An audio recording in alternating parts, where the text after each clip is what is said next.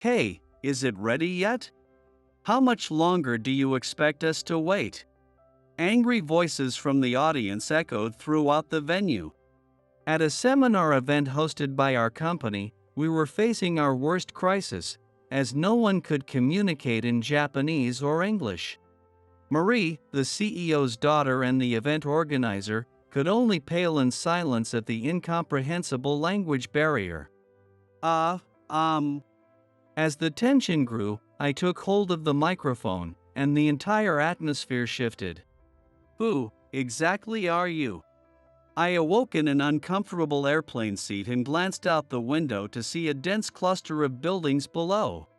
The structures that had appeared small and flat were gradually taking shape, and enormous buildings began to emerge. The neon lights of a bustling city resist dawn, with Tokyo Tower in the background. As the dawn began to color the scene, I looked down at the flower-shaped origami in my hand and murmured, "I'm home." I'm Alex, 28 years old. I had returned to Japan. 15 years ago, my parents passed away in a car accident. It was a pileup on the freeway. The car my dad was driving was rear-ended and collided with a tanker truck in front of us. The front of the car was damaged beyond recognition.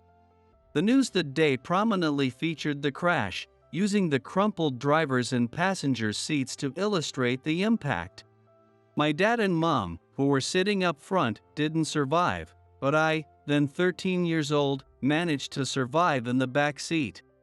We were on our way to visit my sister, who was hospitalized in a large hospital in the city. My sister Lily, 2 years younger than me, was born with a heart condition and had been in and out of the hospital numerous times. That day, I remember Dr. Thompson saying Lily was doing better and would probably be discharged temporarily the following week. While our parents spoke with Dr. Thompson, Lily and I played with origami. On the drive home, the mood was bright, and we talked about celebrating her discharge with cake and what kind of food to prepare. It all happened in an instant. In the aftermath, I was left holding the morning glory flower Lily had folded that day. With both my dad's parents already gone, it was decided that my maternal grandmother would take in me and my sister.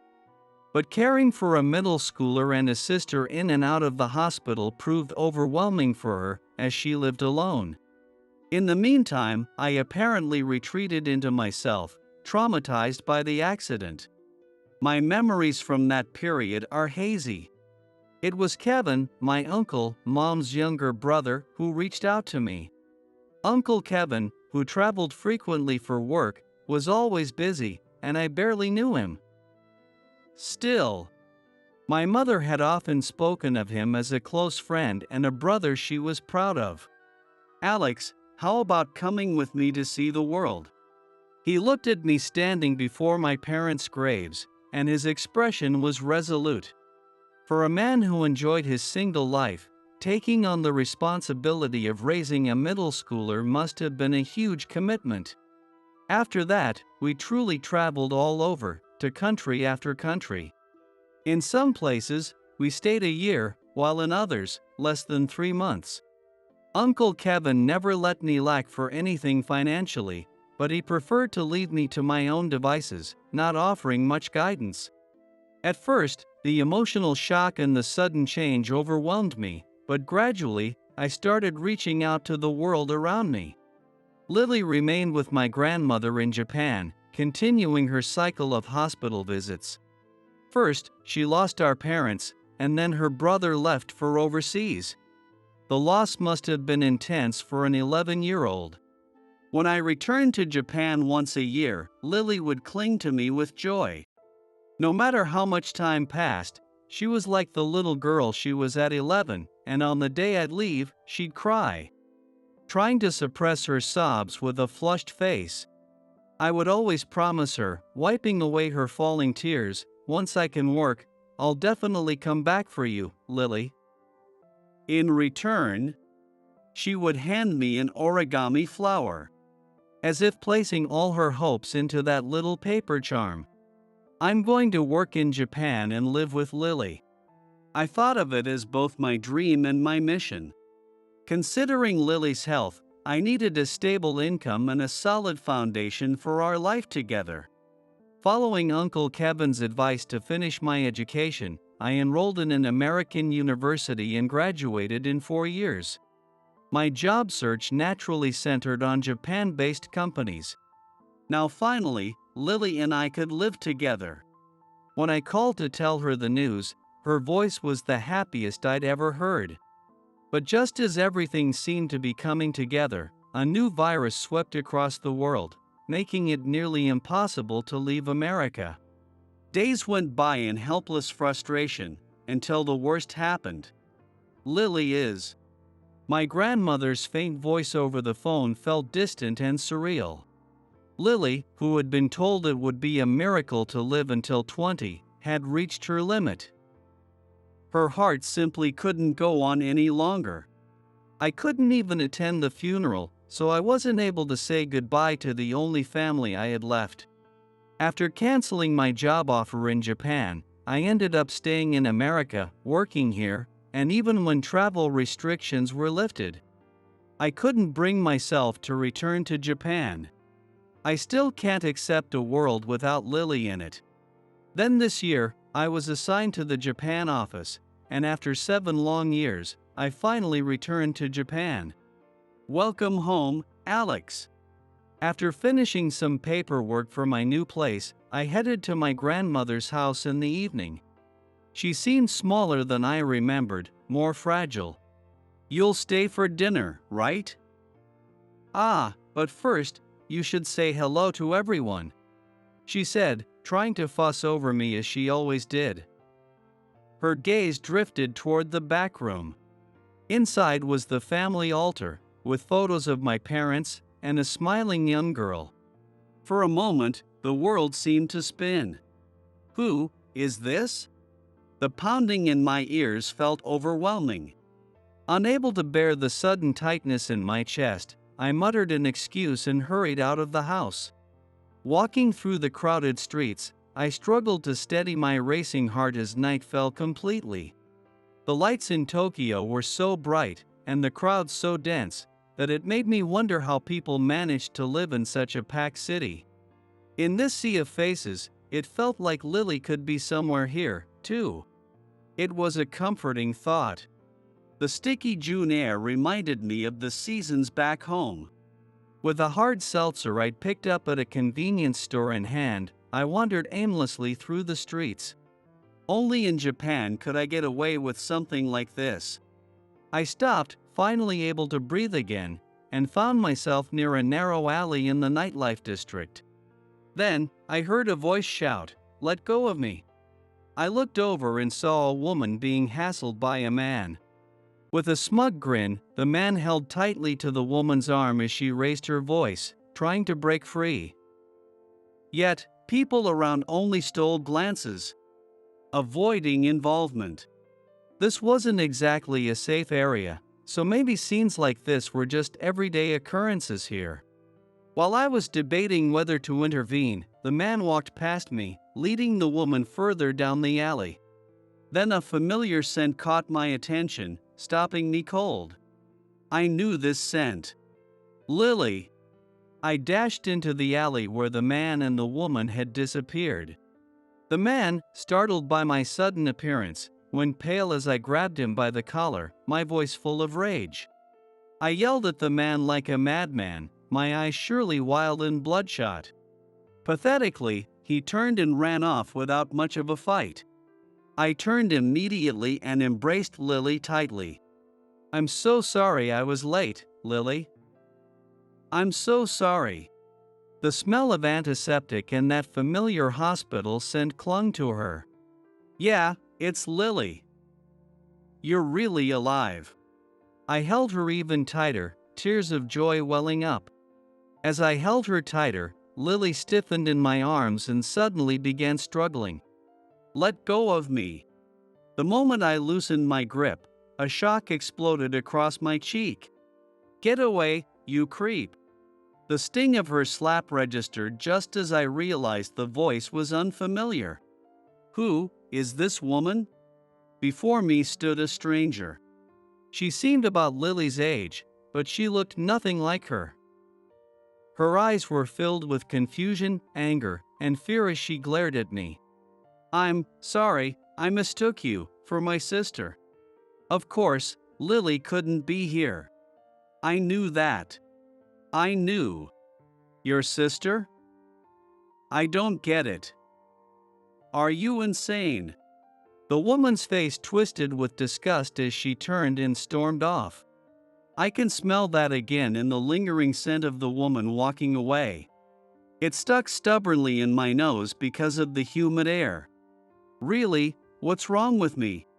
Maybe my senses were dulled by that ridiculously strong drink I'd bought earlier. For a while, I couldn't bring myself to move. The following Monday was my first day at the Japan branch's office. My role was to promote our company's medical products at events and seminars. I was assigned here for 1 to 2 years to help expand our market share in Japan and globally.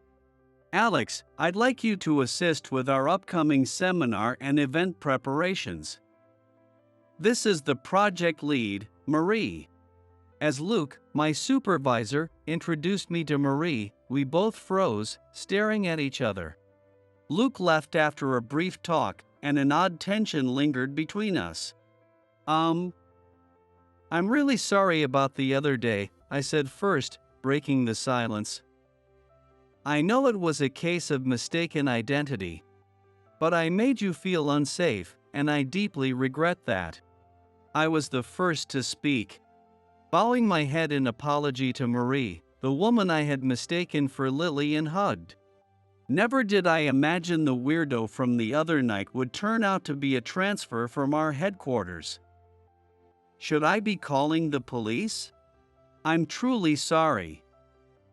I know this sounds like an excuse, but I just arrived in Japan, was jet-lagged, and admittedly had a bit to drink that night. Even as I said it, I knew how poor an excuse it was. Marie let out a quiet sigh. "You can stop apologizing. I could definitely smell the alcohol on you that night. Being drunk isn't an excuse, but whatever your intentions. I did end up being helped out of a bad situation. So I won't be saying anything about it. You are a competent helper from the headquarters. If you perform well on the job, I really don't care about your character. But just keep your distance." She made it clear she didn't trust me, but she truly never brought up the incident again. With her steady eyes, impeccable makeup, and wavy hair, Marie seemed every bit the competent professional and looked nothing like Lily. From that awful first meeting on, I never again caught that strange scent of antiseptic around her. After a few days, I learned from co-workers that she was our branch manager Tom's daughter. Our company wasn't the type to hand out jobs to family members, though. Marie had joined as a regular new hire, passing all the interviews and even facing her father in the final round. Apparently, Tom hadn't known his daughter was interviewing until she stood in front of him. Marie's track record was impressive, and at just 26, she'd already managed several projects. Knowing a woman Lily's age was thriving like this made me proud for her, but it also made my heart ache for my sister, who never had that chance. I found myself seeking connections between Marie and Lily, but I forced the thought out of my head and focused on my work.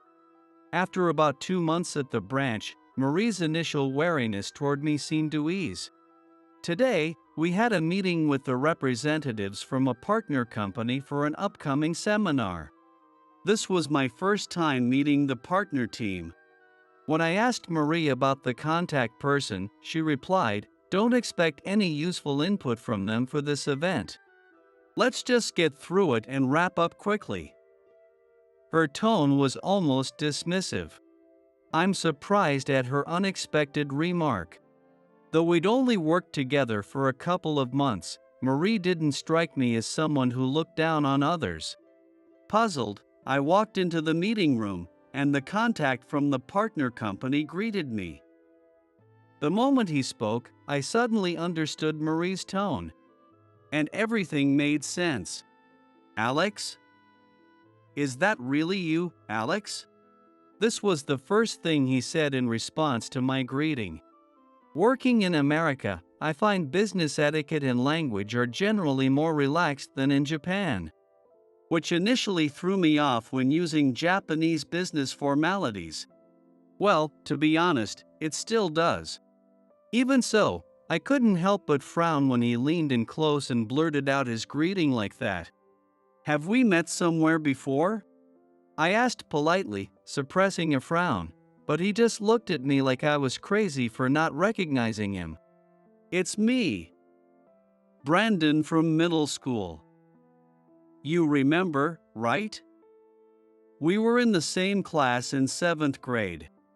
And I was the one who stayed friends with you until you dropped out. His smug grin jogged my memory just enough to finally recognize him. Oh, right, Brandon.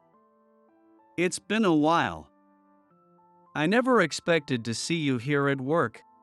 I only have vague memories of middle school, honestly. I got into an accident before the summer break of my first year, then left Japan with my uncle that winter. My time in Japanese middle school was so short that I didn't have any close friends. After I got out of the hospital and went back to school, most people treated me like I was fragile, while a few others seemed almost eager to ask questions about the accident. Brandon was one of those guys. You basically stopped showing up and left without saying goodbye. We thought you might have, well, been so upset after your parents passed that you couldn't handle it. The way he smirked as he spoke suggested it had always been a joke to him. But I never thought you'd end up working at that company. Are you just a temp or something? I mean, you were a middle school dropout, right? So, what's your highest education, elementary school? Wow, this is a first. I was so baffled by Brandon's smug ignorance that I was momentarily speechless.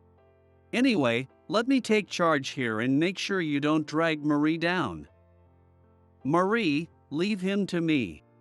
He suddenly turned to Marie, putting on a showy, needless display of bravado. His intentions were painfully obvious, and his lack of professionalism was beyond annoying. When I opened my mouth, ready to move things along, "If I may," Marie cut in, her voice calm but firm, "our company only hires college graduates. Alex is an employee of our American headquarters. And technically, I'm the one who should be learning from him. I'm sure there's much you could learn from Alex as well. While we do hire only college graduates, I personally don't think academic background defines a person. After all, having a degree doesn't necessarily mean one has integrity." Marie didn't even look at Brandon as she spoke. Before he could stammer a response, I nudged us back on track, noting that we were pressed for time. Marie politely said, "Apologies," and smoothly transitioned us back to the business at hand. Throughout the rest of the meeting, his colleague, Logan, was the one apologizing on Brandon's behalf, while Brandon sat in silent irritation, failing to hide his annoyance. After the meeting, when it was just Marie and me, I spoke up. "Marie, thank you for earlier. You didn't need to get involved, though. Won't it make things harder between the companies? I feel bad since I'm the one who ended up complicating things. Technically, this was a joint event, but Marie was the one in charge. Getting into conflicts with a key partner must be a hassle for her." "No, please, it wasn't your fault at all, Alex. He's been like that for a while, and I've just had enough."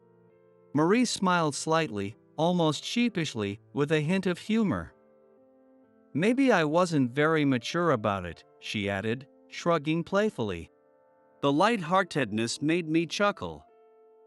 Your last line had a real punch to it. I really can't stand people who judge others without knowing them or who put people down just to feel superior. It was a characteristic, straightforward opinion from her. Although, she continued, when I was a kid, I made snap judgments about people too, especially with everything people would say about my dad. I guess it made me a bit rebellious. But someone told me that wasn't the way to be. They said it to me and to the kids who looked down on me. Don't judge someone by just one part of them. Sounds like a wonderful person.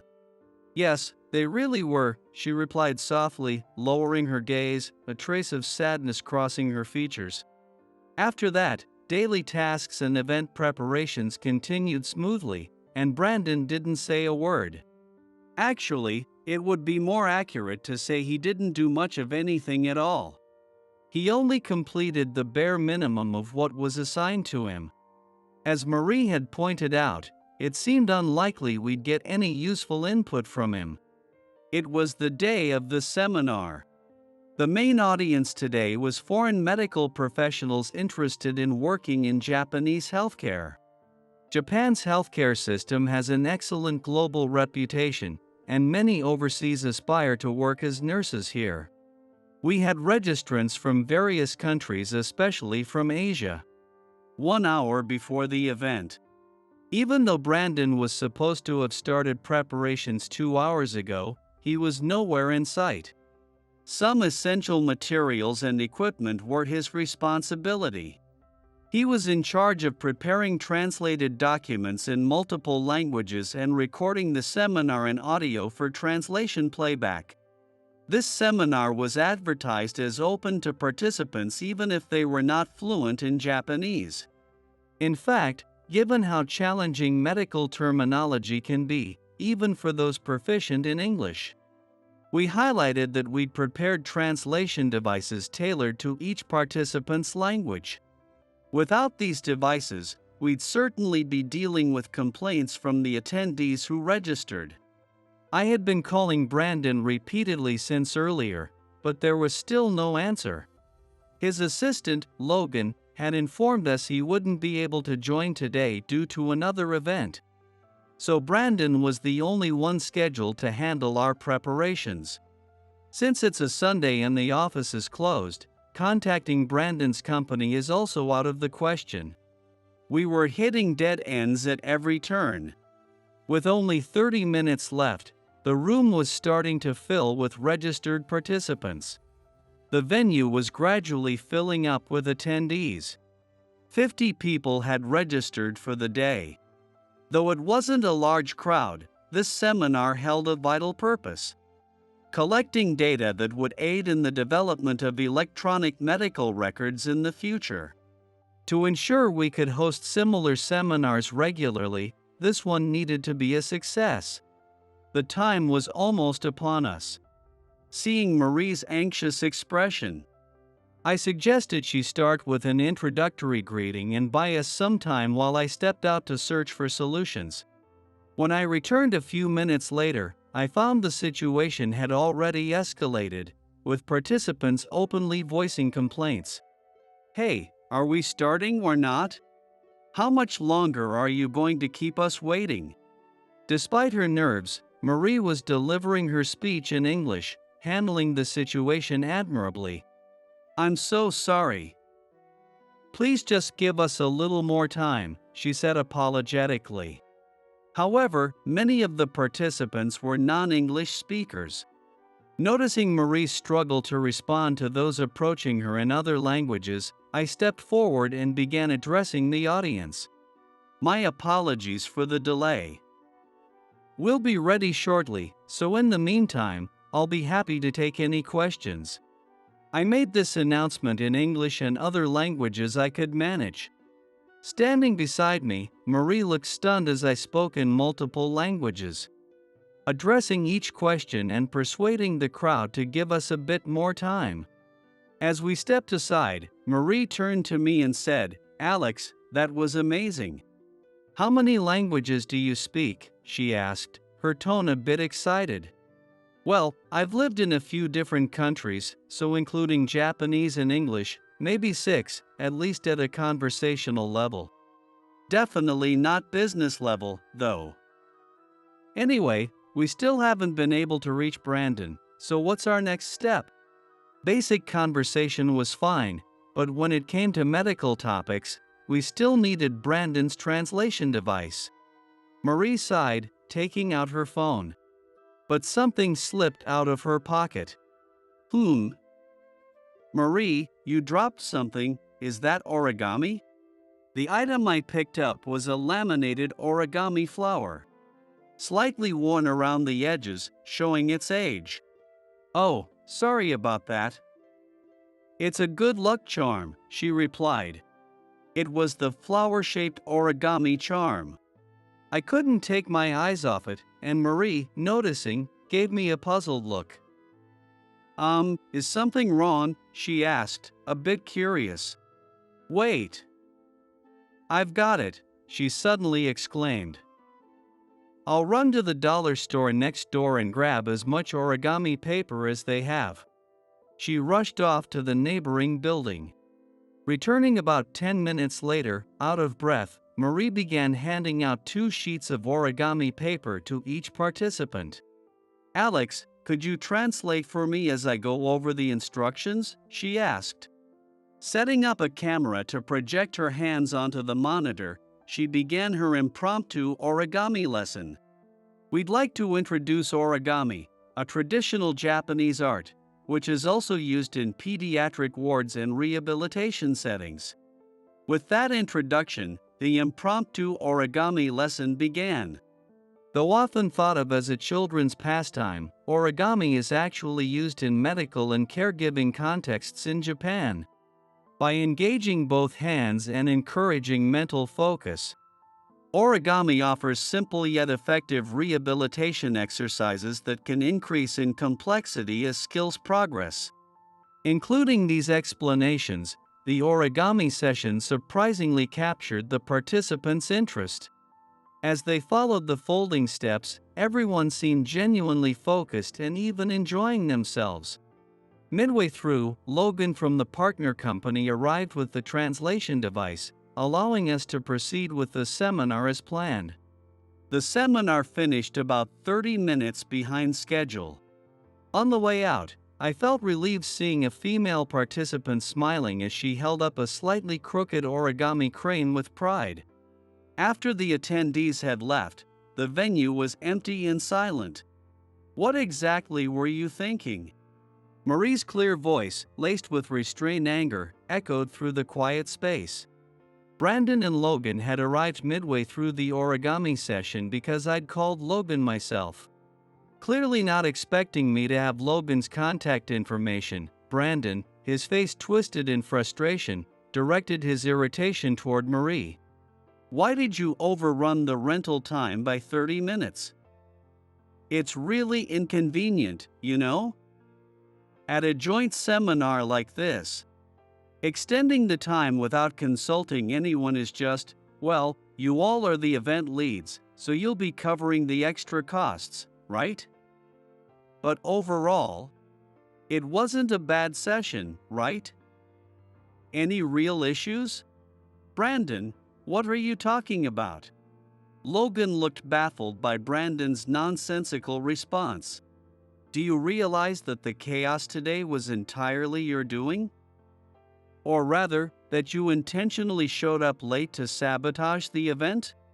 Do you even have any pride in your work?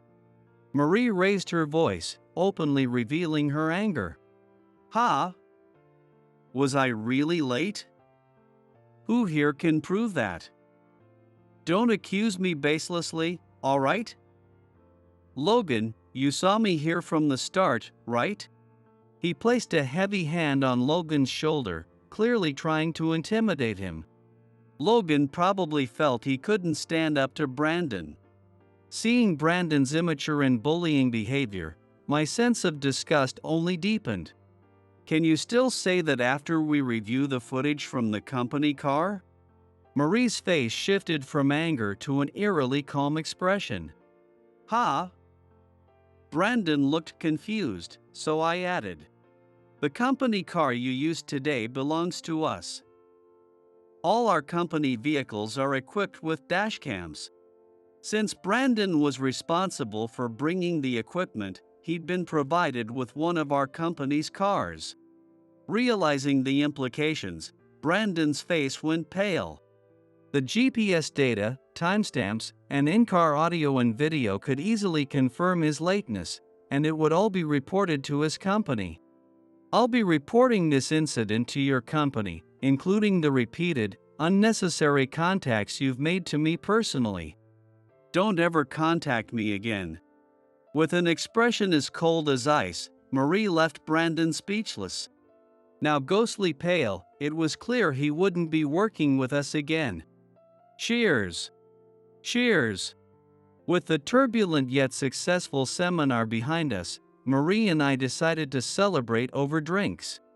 Now that I thought about it, this was our first time going out for a drink together. Even though it was September, the air was still thick with humidity, making the night feel warmer than the temperature suggested. The crisp, cold beer helped clear away the muggy feeling. "Why didn't you report Brandon's messages to the company sooner, Marie?" "I wanted to wait until this seminar was over. I was hoping to handle it more diplomatically, but today, I just hit my limit. I'm planning to make sure he never works with us again." She spoke casually as she snacked on some pickles, seemingly unfazed, likely accustomed to receiving unwanted attention. At a glance, she's a striking, beautiful woman. It's no surprise that plenty of men would try to pursue her. Well, I'm glad nothing serious happened. But if anyone ever bothers you like that again, don't hesitate to report it. It's too late once something happens. Marie chuckled. "You're surprisingly protective, Alex. Like a dad or maybe more like a big brother?" Her laughter made me feel a bit self-conscious, like I'd been overdramatic. I had a younger sister. Maybe that's why I get worried around women about her age. "Oh, you had a sister. I think you mentioned that the first time we met? Was that for real?" She remembered our first meeting, and her question brought me back to that day, making me feel a little sheepish. It probably sounded strange, and I'm sorry if it did. But yeah, it was true. I had a younger sister who was the same age as you. 2 years younger than me. You had, what about now? She passed away. I'm so sorry. Marie murmured, a quiet apology, almost instinctive. Anyway, your idea for the impromptu origami lesson was brilliant. It really added a unique touch to the event.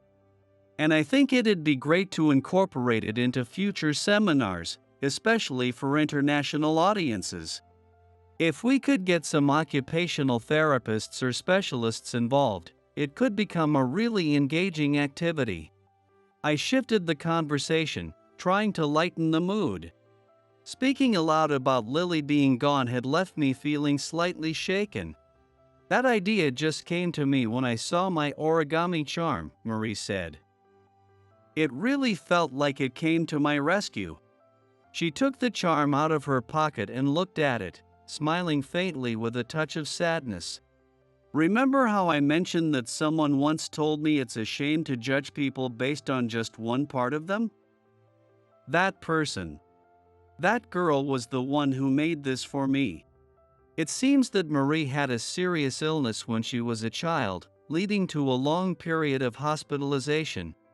After countless surgeries and an extended hospital stay, she now only has to go for regular checkups and can live a fairly normal life. During that hospital stay, she met the girl who gave her the origami charm. While Marie's condition improved, her friend's prognosis remained bleak, with no real hope for a cure. Even after Marie was discharged and started attending middle school, she continued visiting the girl in the hospital regularly. She lost her parents in an accident and was separated from her brother, so she always had this hint of sadness, but whenever I visited, she'd light up, laughing and chatting. She was incredibly sweet and got along with everyone in the ward. They said she might not make it to 20. But she held on, and just before she turned 20, she told me she was finally going to be able to live with her brother overseas. But Marie's voice faltered, her eyes misting with emotion. Lily. My quiet murmur made her look up at me in shock. Lily was my one and only sister. No, you're Lily's brother? We both stared at each other, too stunned to speak. How could it be that the friend in front of me was the one Lily had grown so close to? It felt like fate, but in the most surreal way. I didn't know, Marie said, bowing her head suddenly. I had no idea you were her brother when we first met, and I was rude to you. I didn't even thank you for helping me that day. Thank you. I hurried to reassure her, telling her it was fine and urging her to lift her head. As I looked at her, a thought resurfaced. During her long stay in the hospital, Lily had become quite skilled at origami. I remembered that now. Just wondering, but on the day we met, were you coming from the hospital? Ah, yes, actually. It was a regular checkup day, so I'd just been to the hospital. The faint smell of antiseptic I'd noticed that day hadn't been my imagination. I couldn't remember Lily's voice.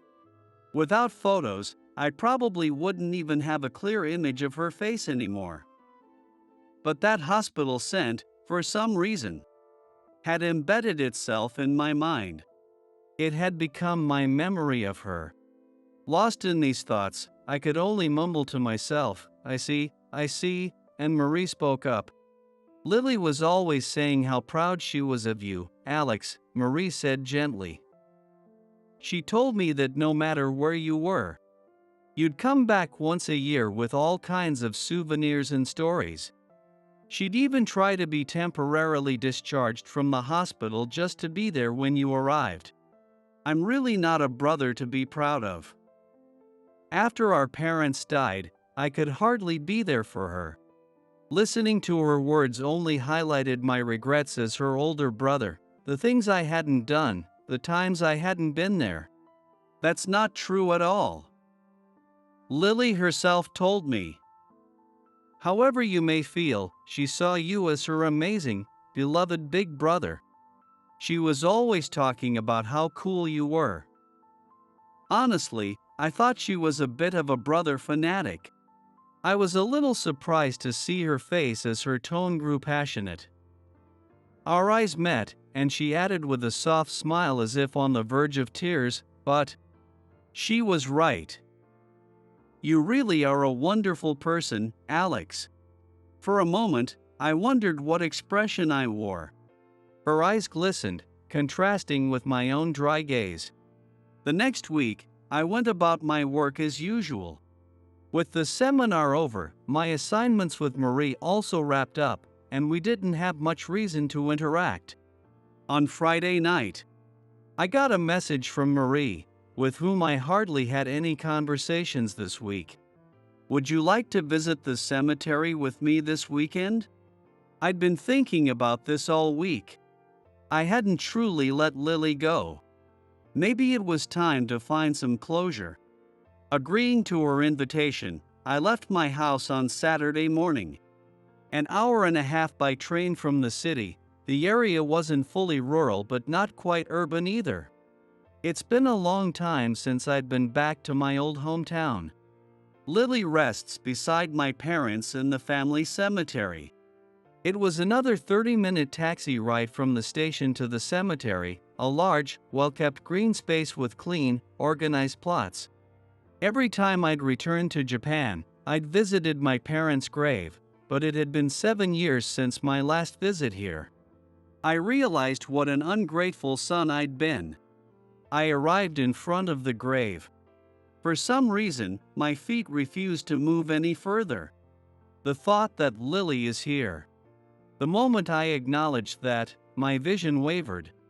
At that moment, a gentle hand rested on my back, soothingly rubbing as if to comfort me. It was Marie. We hadn't exchanged many words on the way here, but I was grateful for the quiet. Taking a deep breath, I finally took the steps to stand directly before the grave. I placed the flowers and put my hands together in prayer. Dad, Mom, I'm home. I greeted my parents. But I couldn't bring myself to speak to Lily. Looking again at the headstone, I saw, along with my parents' names, another name engraved. The stark reality hit me: Lily is truly here. Alex, Marie said softly, I've been holding on to something your grandmother gave me as a keepsake, but I think you should have it. I was just staring at the grave, and what she handed me was a phone. An old model that had belonged to Lily for many years. It was charged, so it could be activated. I saw the photos she had taken. Some included Marie, and Lily was smiling brightly with friends her own age, something I'd never seen before. I couldn't help but smile. It struck me then, I had no photos with Lily. I'd always avoided cameras, and now I regretted never capturing those moments together. In a folder titled Big Brother, there were old family photos of Lily and me, likely taken from family albums, along with scenic shots I'd sent her from abroad. Then Marie spoke hesitantly. I felt a bit guilty, but please check the unsent drafts. I opened the mail app, and there was a single draft saved in the outbox. I read in silence, the words sinking deep into me. Alex, when you called to say you'd be coming back to Japan, I was so happy. I told you I was excited, but I don't think we should live together. You'd do too much for me. I don't think I'll live much longer. I don't want you to be sad. I want you to live your life freely. It sounds cool, but it's my wish. My last selfish request, please cry for me when I'm gone. Cry and remember me. But after that, live happily, laugh, and keep going. I love you, my big brother. There was more text at the bottom. Alex, I want to see you. Tears began to fall freely, spilling onto the screen. The message had been written just a week before Lily's passing. I wonder what Lily was thinking, feeling, and looking like as she typed this message. How many times had she rewritten those words? Was she crying? Smiling? Hurting? Suffering? Uncontrollable sobs escaped my lips, words failing me entirely. Here I was, a grown man, kneeling and crying like a child. But I didn't care how it looked. Lily was gone. This was the first time I truly accepted it. Ignoring the dirt, Marie knelt beside me, gently wrapping her arm around my shoulder as I cried. You finally cried. It's one of the hardest things in the world, needing to cry but not being able to. Her gentle voice and the soft beat of her heart made me feel grounded. Ah! I'm alive. That sound helped calm my tears. Lily used to say that if you and I ever got married, we could all be a family forever. I know it was just a childhood dream, but somehow, I think Lily brought us together. So, once you've cried it all out, would you try living and laughing with me? Hearing her kind words, I placed my hand on hers, resting on my shoulder. Lily, I'm home. Just then, a gentle breeze brushed over our heads. The sadness of loss may never fully heal. But when we face that sadness, perhaps we find something precious in return. No one would ever stay at a dump like this. If anyone actually did, it'd have to be a thrill seeker or just as down and out as this place. Henry. Don't say things like that in front of the guests." A mocking laugh echoed through the hall of the Irving Inn, where I was staying. The man called Henry sneered, then shot a disdainful look at Rebecca, the innkeeper. "Guests? Ha! There's nobody here, Rebecca. This is as good as it gets with your so-called skills. Face it, this is your reality." After spewing his insults, Henry left with a loud, satisfied laugh, clearly pleased with the frustration on Rebecca's face. Rebecca's hands trembled slightly as she stood there, her beloved inn viciously insulted. "It's all over." Even though I'd only been here a few days, I could feel their pain. "No, it's not over. Trust me, let me handle it." Then a few months later. For everyone involved with Irving Inn, including myself, our lives were about to change drastically. Because the truth is, my real identity is. My name is Samuel. I work as a concierge at a well-known hotel in the city. My guiding principle is to provide service with genuine warmth. The senior staff member who was responsible for training me at this hotel repeatedly taught me to offer hospitality from the customer's perspective. Following that training, I am now guiding my juniors in the same way. However, since Mr. Keller took over as the new manager a few years ago, there's been a growing emphasis on profit and efficiency. Many people left in opposition to his ways. Now, those who remain are mostly people who say yes to Mr. Keller's policies. In that environment, my opposition to Mr. Keller made me a complete outlier. Today, yet again, Mr. Keller and I clashed over his push for unreasonable measures in the name of profit. He'd clearly grown tired of my constant challenges over the years. Finally, he said, "If you can't follow my way, you're welcome to leave any time." No matter what I said, the management approach wouldn't change. Not a single ally in the workplace. Above all, I couldn't stand Mr. Keller's disregard for both employees and guests, so I left the hotel. Staying there would only drive me further from the passion and values I hold dear. I felt no regret about my decision to leave. Still, walking away from a place filled with memories after so many years stirred some sentimentality. So, I decided to take a trip to clear my mind. Whenever I had time off, I'd visit various accommodations domestically and abroad for both learning and relaxation. More often than not, I opted for traditional Japanese inns that offered a refreshing change from the usual hotel environment. I remembered an inn I'd had my eye on for some time and checked its website. Surrounded by nature, enjoy a moment of tranquility at Irving Inn. The homepage featured serene images of the inn, renowned hot springs, dishes made with local ingredients, and the area's breathtaking natural beauty. Just looking at the photos lifted my spirits. The innkeeper and staff members all had warm, welcoming smiles in the photos. Irving Inn was known for its excellent hospitality, and I'd been keeping an eye on it since last year, hoping to visit and learn from them someday. Though I was no longer working, I eagerly went through the booking process, looking forward to my stay. A few days later, I arrived in the town where Irving Inn was located. Recently, the town had been developing as a tourist destination, with many people visiting, especially on weekends, bringing a lively energy to the area.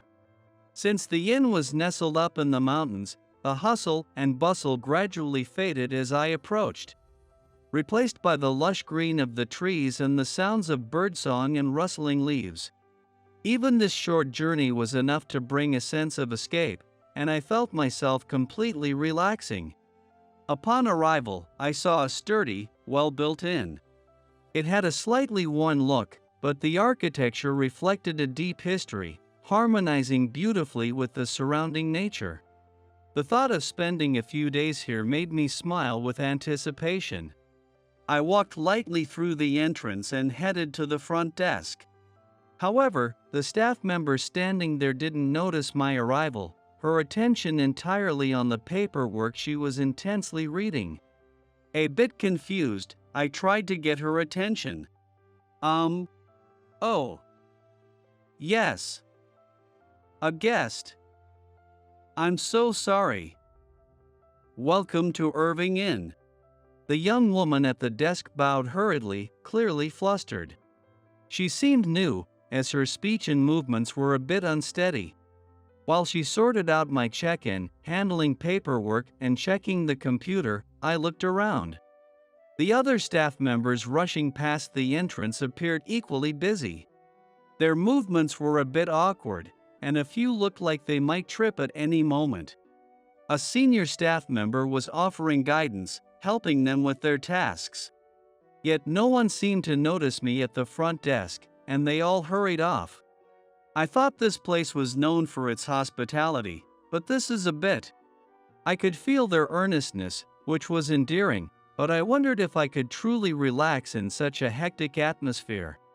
As I was pondering this, a problem arose. What? The room I reserved is already occupied? I am terribly sorry. The young woman at the desk looked on the verge of tears, bowing repeatedly. It was a classic case of double booking. This is unexpected. I sincerely apologize. More than anger, I felt disappointment. I had been so looking forward to my stay.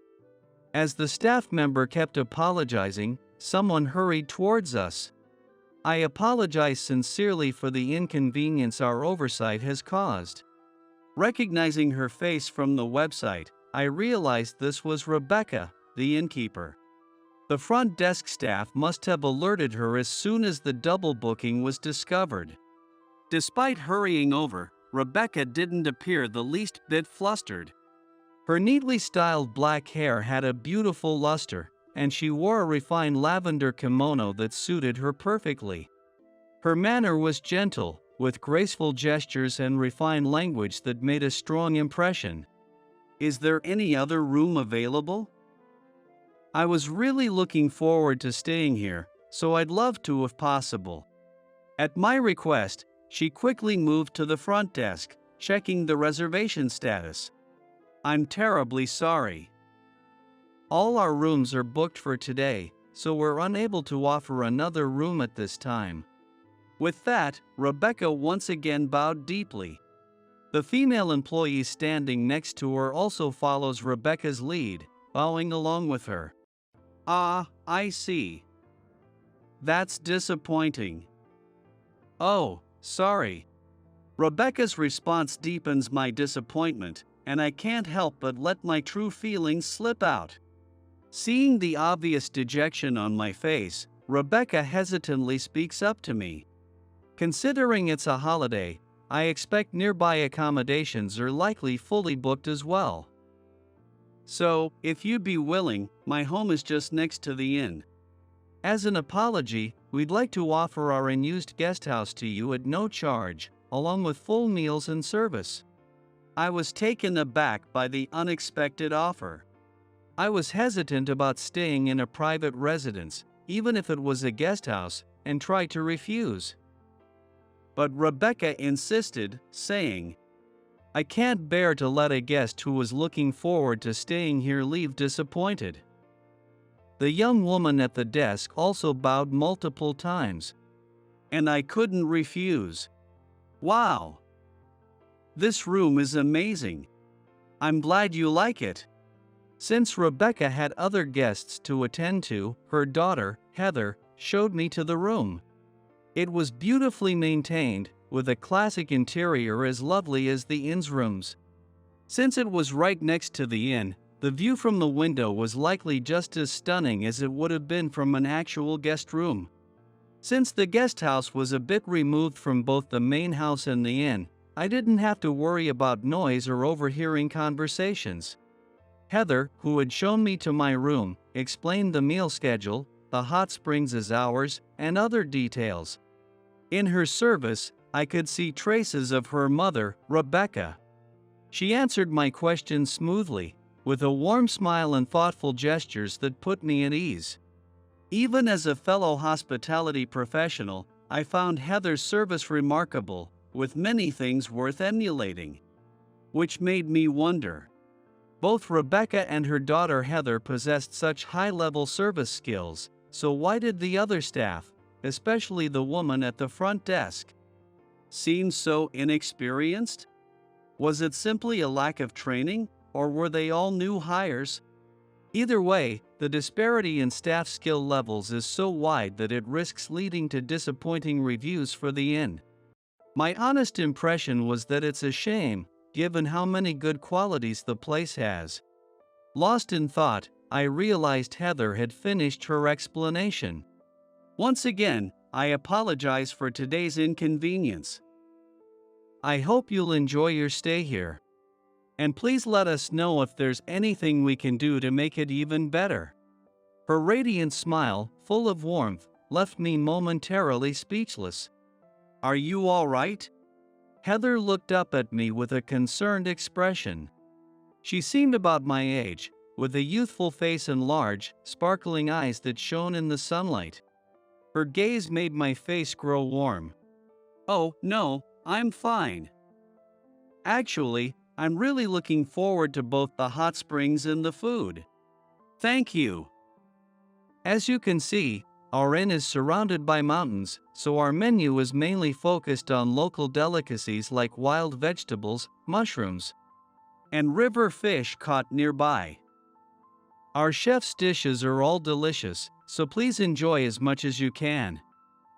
Oh, and of course, our hot springs is one of our prides too. The salt in the water is great for your skin and helps relieve fatigue. So please take your time relaxing in it. And, perhaps due to her enthusiasm, her words lost some of their earlier formality and became a bit more casual. Normally, using such language with a customer would be a no-go, but from Heather's attitude, I could sense her dedication to learning about the inn. And above all, her genuine affection for it. Not only was Heather unstoppable in her talking, but I also found myself smiling naturally as I listened. Oh, I'm so sorry. I got so caught up in talking that I completely left you behind. Once I start talking about the inn, I just can't stop. Even though my mom scolds me about it all the time. Heather looked down, her face turning red with embarrassment. No, not at all. Hearing all that has made me even more excited about my stay. And I can tell how much you love this inn, so it really warms my heart. Do you plan to take over the inn in the future? She relaxed, her face softening at my words. Yes. I love this inn, it's a place very close to my heart. Right now, it's just my mom and me, but my grandparents and father used to work here too. I grew up watching my family and the staff work so hard. It's tough, of course, and as a kid, I sometimes felt lonely. But I'll never forget the look of happiness on their faces when they saw a guest smile. So, I want to follow in my mom's footsteps and become a proper innkeeper who works with our staff to create a place where guests leave with genuine gratitude. That said, I still make lots of mistakes and get scolded by my mom and the senior staff all the time. Heather's bright expression revealed her strong determination to inherit the inn. Watching her, I found myself speaking without thinking. You'll make a great innkeeper, Heather. Ha! Oh, I was just as surprised by my own words as Heather was, judging by her astonished expression. After exchanging glances, we both burst into laughter. Thank you. I'll do my best to make sure you're satisfied with your stay.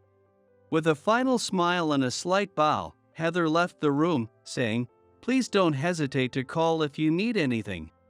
Heather was in charge of most of my needs during my stay at the guest house. Each time she stopped by, she'd check if I needed anything, and casual conversations would often lead to the two of us laughing. after which she'd hurry back to her duties. Just as Heather had said, I thoroughly enjoyed the excellent food and relaxing hot springs.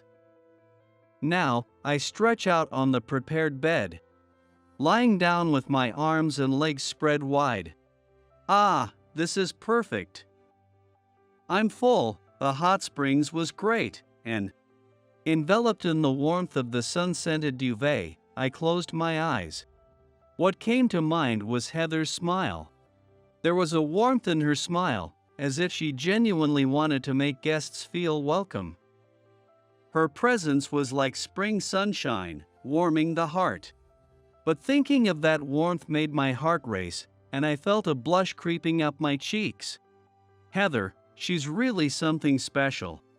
Relieved to be alone, I let the words escape my lips. Her smile flashed through my mind, again and again. I wondered if I'd dream of her tonight. Feeling a bit embarrassed by my own thoughts, I pulled the duvet over my head, trying to hide from them. Before I knew it, I drifted off to sleep, still wrapped in my thoughts of her. The next morning, I got dressed and enjoyed the breakfast delivered to my room. I plan to go sightseeing today, so I head over to the inn staff to ask for recommendations on nearby attractions and must-visit spots. As I arrived at the front desk, I heard loud voices echoing through the quiet morning. What's going on here? My sincerest apologies. The raised voices didn't fit the usual calm of the inn. It sounded like a complaint. Several staff members, including Rebecca and Heather, were bowing deeply before a guest angrily shouting his grievances.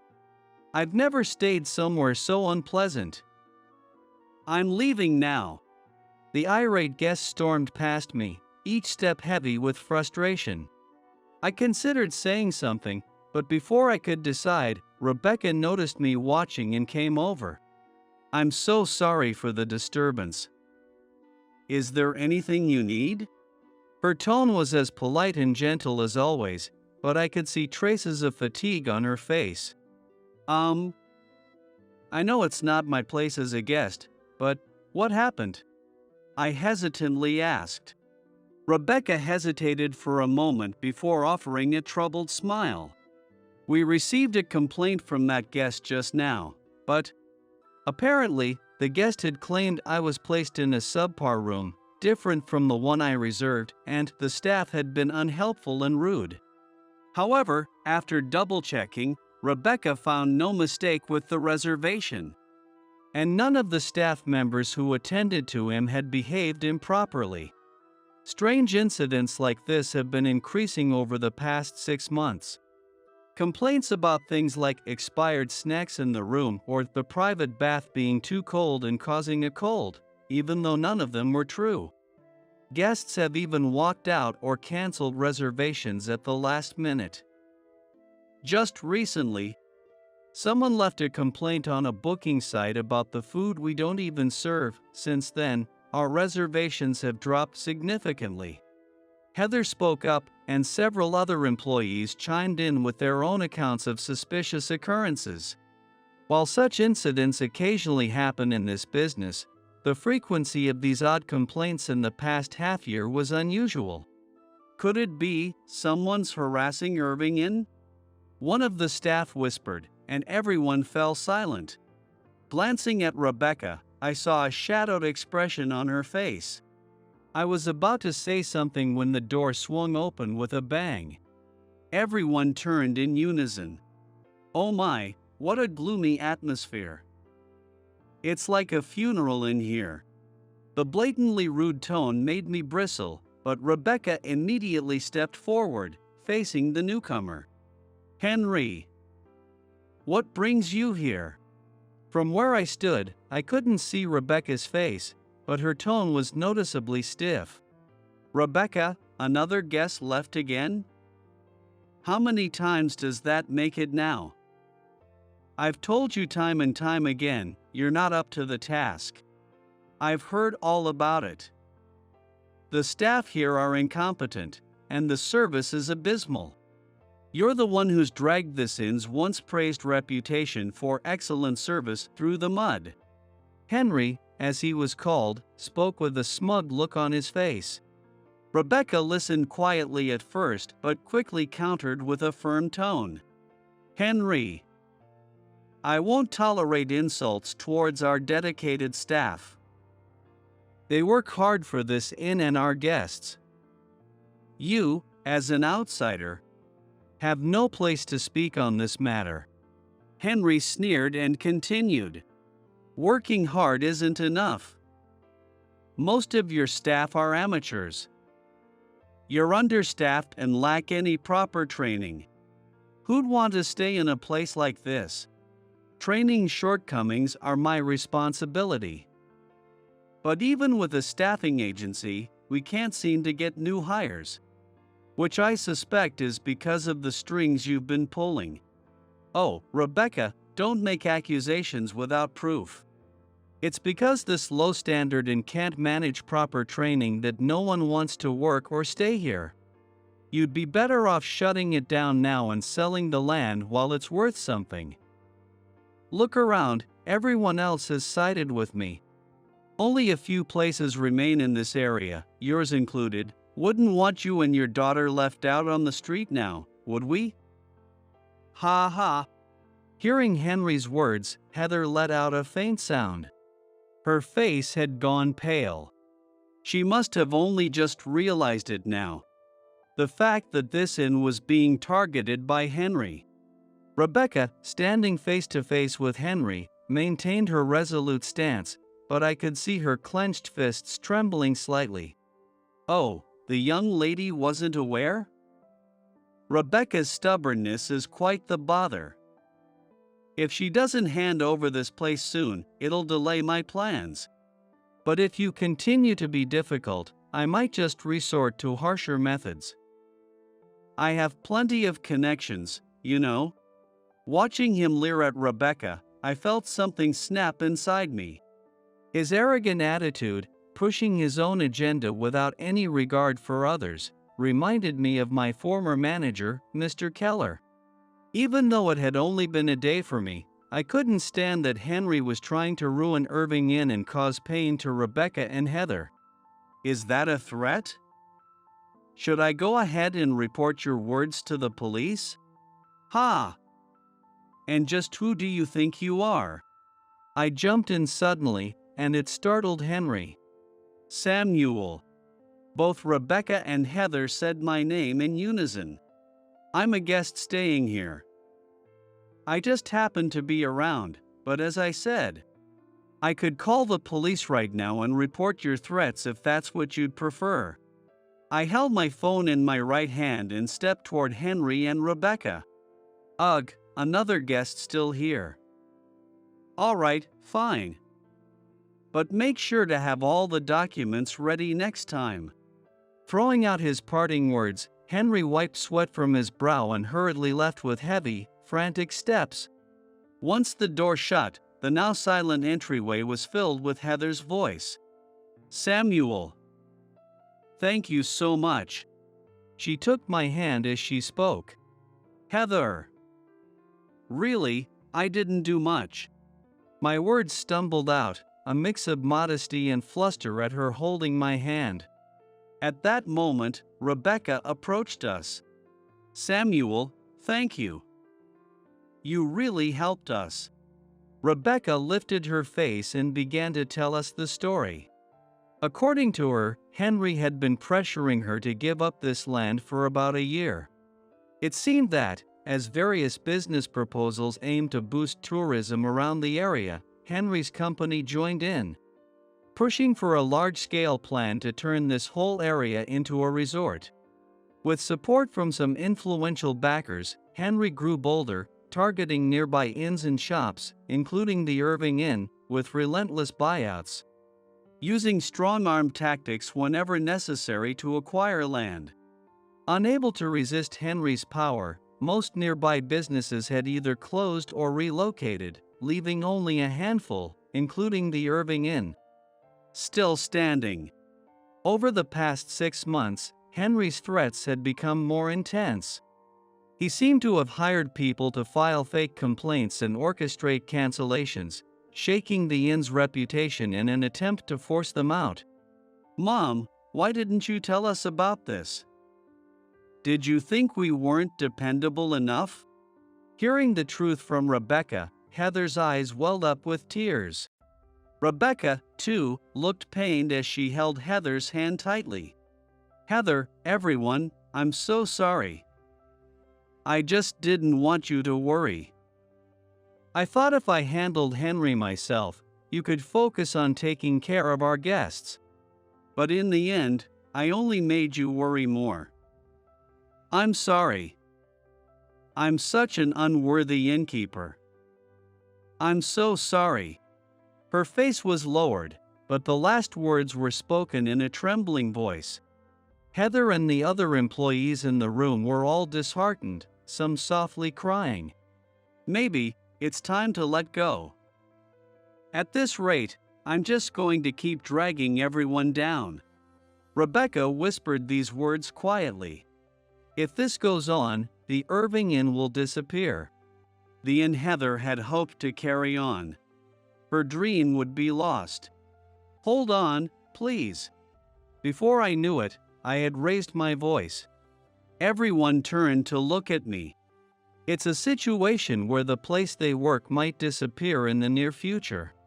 Everyone wore an expression of overwhelming anxiety. As I glanced at them, my gaze met Heather's, her cheeks wet with tears. "Samuel." I nod reassuringly toward her as tears gather in her large eyes. Then, I turned back to face Rebecca. "Rebecca, I'm currently unemployed, but I used to work in a hotel. While inns might be a bit different, I have experience and knowledge in hospitality. If you'd allow it, I'd like to help with staff training." Rebecca and Heather exchanged glances. "You know I was really looking forward to staying here, right?" "That's true, but there was another reason. I'd heard great things about the service here, and I really wanted to learn from it myself." I was thrilled to arrive. Though I was surprised by the double booking and all, but I was genuinely impressed by your hospitality, yours and Heather's, and the dedication of all the staff. Despite fewer guests, you all still prioritize warmth and care.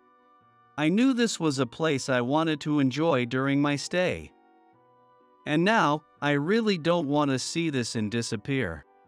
I kept my true reason, not wanting Heather's dream to be crushed, to myself, but my desire to save the inn was genuine. Hoping my feelings would reach her, I looked directly at Rebecca. Then, other staff members began to speak up. "I don't want this place to close either. I'll keep working hard, so please, Rebecca, don't give up." Hearing these voices, Heather took Rebecca's hand. "Mom, let's protect our home, okay? I'll work harder than ever. Let's all work together. We can't let someone like him win." The other employees joined in with words of encouragement, saying, "We'll do our best." Moved by their words, tears fell from Rebecca's eyes. "Thank you, Heather. Thank you, everyone." Rebecca closed her eyes for a moment, then looked straight at me. Her eyes were no longer filled with tears, but rather a determined, resolute strength. "Samuel, I apologize for burdening you as our guest, but for the sake of everyone here fighting to save the Irving Inn, could we ask for your help?" "Samuel, please." Rebecca and Heather both bowed simultaneously. The other staff members followed suit, bowing as well. "I may not be able to do much, but I'm one of those who want to protect the Irving Inn too. Please, let's work together." I bowed deeply as well, grateful to be part of this. From that moment, I became one of the allies supporting Irving Inn. With Henry's tactics likely to escalate at any time, we had to raise the inn's revenue to last year's level as quickly as possible. I signed a short-term contract to oversee employee training at the inn. Though hotels and inns have their differences, at the core, The spirit of hospitality and the question of what can we do for our guests remains the same. I focused on these principles during training, helped cover tasks where they were short-staffed, and gathered guest feedback to pass on to Rebecca. Of course, with the new level of expectations, some found it too challenging and left. Among those who left, some engaged in suspicious behavior, like deliberately being rude to customers or attempting to enter restricted areas. It makes me wonder if Henry had somehow been involved. This also suggests that the false complaints, reputation-damaging reviews, and sudden cancellations we've experienced might be part of Henry's influence as well. When I mentioned this to Rebecca, she replied, "It wouldn't surprise me." The dirty tactics he'd been using, there was no way we could lose to someone like him. For Rebecca, Heather, the staff, and everyone who loved this inn as much as I did, we had to reclaim its true reputation. We worked tirelessly together. Aside from training, I reached out to contacts from my previous job, gathering support and promoting the inn through travel bloggers and magazine writers I knew. The dedication to genuine, heartfelt service that I'd once been discouraged from practicing was now finally allowed to shine at Irving Inn. Seeing the guests' smiles and the joyful faces of the train staff filled my heart like nothing else had before. It was no exaggeration to say that these days were some of the most fulfilling I'd ever experienced. As 1 month, then 2 months passed, and as the tourist season approached, the reputation of Irving Inn not only returned but soared even higher. Guest feedback poured in, saying, "We were so comforted by your hospitality, and it was the best inn experience. We'll be back." The inn's stellar reputation from before was quick to rebound, faster than I'd anticipated, once we improved staff training and filled our ranks. Sales also steadily recovered, and within just a few months, we achieved the same revenue as last year. On that landmark day, even the usually composed Rebecca was celebrating, embracing Heather and the team in joy. "It's all thanks to you, Samuel. You gave us the strength to keep going. Thank you so much." Heather's tearful gratitude warmed my heart. I was truly glad to have been able to help her. "Being able to work here with all of you has made me so happy, thank you." Struggling to hold back tears, I expressed my gratitude as well. Being able to pursue my ideal of heartfelt service here had truly become an irreplaceable experience in my life. I was endlessly grateful to everyone at Irving Inn for giving me this opportunity. But this wasn't the end. The harassment hadn't stopped entirely yet. Henry was likely still plotting to take over Irving Inn. We couldn't let our guard down. With guests pouring back in, the inn was lively and bustling once again. That afternoon, the gathering that had reserved the banquet hall came to an end. With something I needed to confirm with Rebecca, I headed over to the banquet hall where she was attending to guests. Then it happened. "Hey! Where's Rebecca?" A man, accompanied by a group of large men in black suits, shouted loudly at the front desk staff. Thinking it might be trouble, I quickly rushed to the front desk. "Oh, Samuel. This man here." The staff at the front desk, noticing me approaching, gave me a troubled look, silently pleading for my help. "Is there something I can help you with, sir?" As I spoke up, the man turned to face me.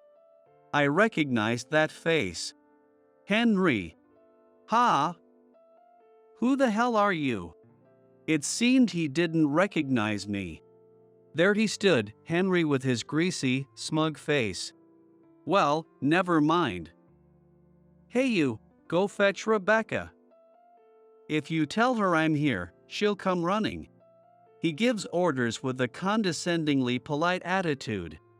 That demeanor remained as thoroughly unpleasant as ever.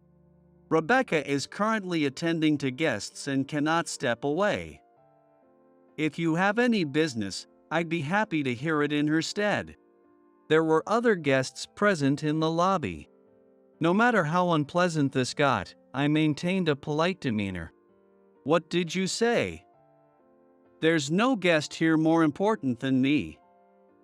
"Get her here right now." Henry, clearly displeased with my response, began shouting angrily.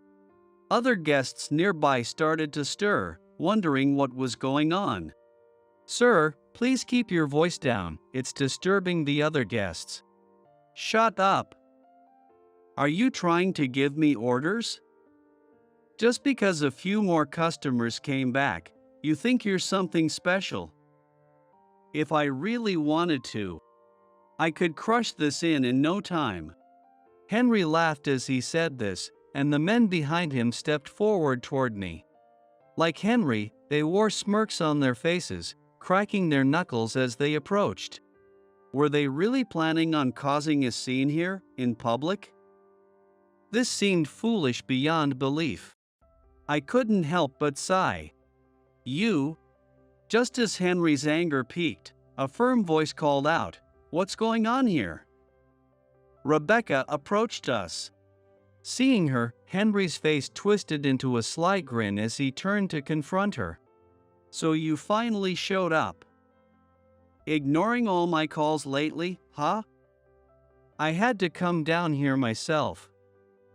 "Now hand over those property deeds." Since his last visit, Rebecca had ignored Henry's calls and managed to thwart his harassment attempts. It seemed his patience had finally run out. To show up on this day of all days, perhaps Henry's luck had run dry.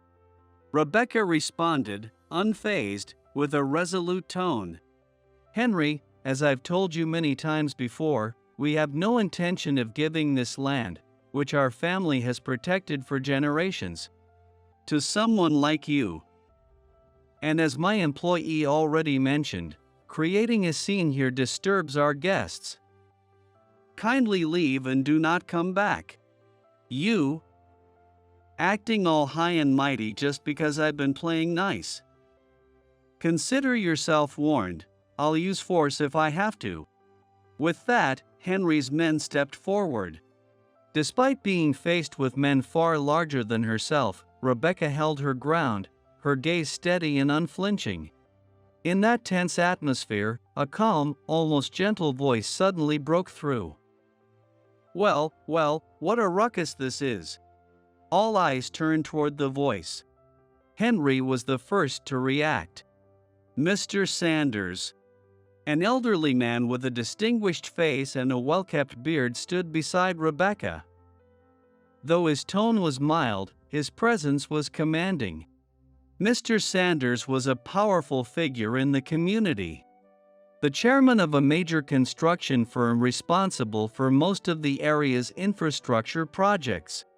Even Henry, with his ambitions in resort development, clearly knew who he was. "Ah, Henry, was it?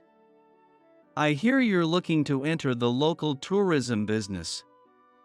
"My associates have mentioned as much." Taking this as encouragement, Henry launched into a lengthy, self-praising explanation of his development plans. Once he finished, Mr. Sanders stroked his beard thoughtfully before responding. "But you see, I've been a fan of the Irving Inn for many years, since the days of Rebecca's grandfather. I can't support a plan that would destroy such a fine establishment." "Isn't that right, gentlemen?" At his words, several others stepped forward. Seeing them, Henry's face turned pale. These were prominent figures from the local community. Today, coincidentally, the banquet hall was hosting a gathering of many influential people from the town. With Irving Inn's improved reputation, they had requested to rent out the banquet hall for their event. "Henry, we heard every word you shouted earlier. Rumors have reached us, but it's something else to witness such underhanded tactics firsthand. Don't you think?" Though Mr. Sanders had retired from active work over a decade ago, his former strength as a leader who once commanded a group of resilient men could still be felt in his every word and presence. Caught by Mr. Sanders' piercing gaze, Henry began to tremble uncontrollably. Seeing this, Mr. Sanders chuckled softly, then turned his gaze toward Rebecca. Rebecca met his gaze, nodded, and stepped forward to confront Henry. Henry, I've already discussed everything you've done here with these gentlemen. And not just on our behalf. Others in the area have also suffered your company's harassment. Even knowing this, do you still insist on taking our land? In response to Rebecca's words, the assembled local leaders nodded, each staring at Henry with unyielding eyes. Unable to withstand the pressure, Henry let out a pathetic squeal, eek, and fled outside. A few days later, with help from Mr. Sanders and other allies, Henry's various misdeeds came to light. Just as we had suspected, all the harassment, complaints, and sudden cancellations that targeted Irving Inn and nearby businesses had been orchestrated by people hired by Henry. What's more, he had collaborated with certain members of the local tourism association and staffing agencies, using dirty tactics to apply pressure on anyone who didn't support his plans. Several former employees who had acted suspiciously at the inn were also planted by Henry, deliberately causing issues to damage our reputation. All of them ended up dealing with the police, and Henry's grand tourism plan was officially terminated. Some of the businesses that had been forced to close or relocate because of Henry were able to return. Though the scandal attracted media attention and stirred up the town, things eventually settled down, and a new, thoughtfully revised tourism development plan began to take shape. Fortunately, with the Irving Inn having regained its former popularity, we were chosen to lead this new initiative, and the team's morale soared. As for me, Samuel, the guests in the Sakura room are asking for you. Understood. I'll be there right away. I had initially planned to leave after Henry's issue was resolved, but everyone at the inn had convinced me to stay. So I continued working here at Irving Inn. Heather, too, had begun her full training as a future innkeeper, now standing proudly alongside Rebecca as the face of the inn. And as for us, with Rebecca's blessing, Heather and I began a relationship with marriage in mind. Now, I often find myself being teased as the young master, but getting to see the smile that first captivated me up close fills me with happiness. Samuel, keep up the great work. Heather, or rather, the young innkeeper. The day I left my former job, thinking of Irving Inn was purely by chance. Thanks to that, I found not only the perfect place to work but also a beloved fiancé. Living true to one's principles is never easy. But knowing that I was able to help someone made all those challenging days worth it. From now on, I'll continue to uphold my belief in heartfelt service and support her by her side. If you get this right, I'll make you the president. And if you don't want that, I'll do whatever you ask. How about it? No complaints now, right?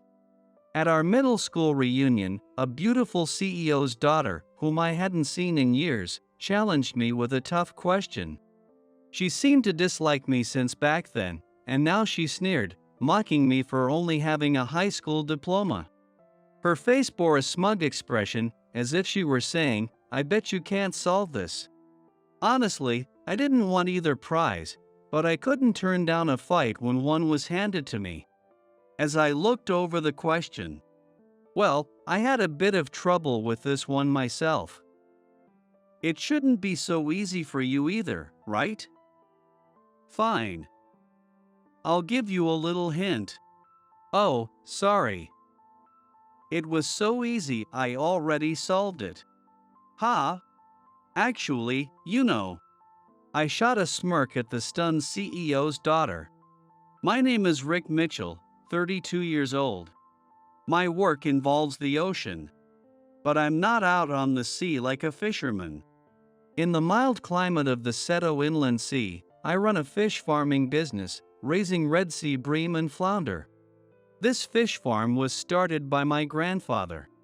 When I graduated high school, I took over the business. My family includes my dad, my mom, and my sister, who's 8 years older, making us a family of 4. Dad works as a banker at a regional bank, and mom is a homemaker. With a strict dad, a gentle mom, and a caring sister, I had a pretty happy life. Since I was young, I loved going to my grandparents' house. Every summer break, I'd stay there for a long time, surrounded by the ocean and mountains. Hey, Rick! Let's go to the ocean. Wait up, Grandpa. Each morning, I'd head to the sea with my grandpa and help feed the Red Sea bream and flounder on the farm. It was just feeding them, but with such a large farm, it felt like hard work for a kid. Still, every day I'd help without skipping. And the breakfast afterward always tasted incredible. In the afternoons, I'd swim in the sea or catch bugs with friends who lived nearby, enjoying my childhood to the fullest. I remember feeling so happy because the local kids always welcomed me, even though I only came during summer. But when I was about to graduate high school, Grandpa fell ill. The problem was how to keep the fish farm running. My dad, with his banking job, couldn't take over the business. Then I'll take over Grandpa's fish farm. Are you sure, Rick? You were planning to go to college. I'm sure. I'd hate to see Grandpa's fish farm go away. Dad tried to talk me out of it, but I couldn't bear the thought of letting my grandfather's fish farm go under. With that strong conviction, I convinced him. So, I gave up on going to college, moved in with my grandparents, and started helping out at the farm. Though I knew the work was tough, I had watched for years and had a general idea of the steps. A veteran named Sam, who had worked with Grandpa for years, taught me the detailed work and helped me get through. Sam had known me since I was little and had always treated me like a grandson when I'd come to help at the farm. He was both kind and strict as he taught me. After a while, Grandpa's health improved enough that he could start working with us again. Rick, I'm sorry. You've done so much for us. Don't worry about it. I did it because I wanted to. Rick's pretty efficient, so it's been a big help. You should take it easy, old man. Hey now, I'm not ready to lose to the young ones just yet. At Grandpa's words, Sam and I looked at each other and laughed. Then, one day, I got a call from Mom. Apparently, an invitation postcard for my middle school reunion had arrived at my parents' house.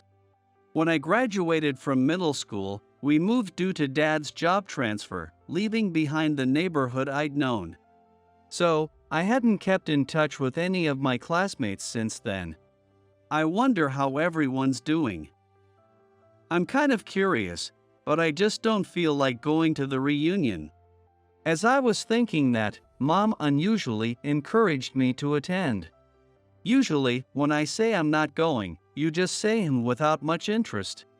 When I asked her why, she explained what the postcard had said. Apparently, this reunion was a big deal because our 9th grade teacher, Mr. Thompson, was retiring. And the gathering would double as his retirement celebration.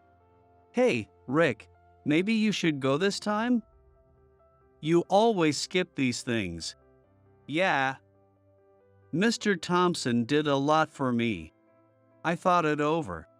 I'd gotten invitations before but never went to any of the reunions.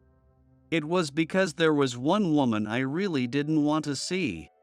It wasn't like we dated or broken up or anything. But for some reason, she had always disliked me in middle school, almost like she saw me as an enemy. What puzzled me was that I had no idea why she'd felt that way. If I'd actually done something to her, I'd apologize. But since I didn't remember doing anything, there wasn't even a clear reason to make amends. What's with that bedhead? So uncool. No wonder you can't get any attention looking like that. What's that handwriting? It's so messy I can't even read it. Really shows who you are as a person. Try writing neater, will you? She would make comments like that, always putting me down.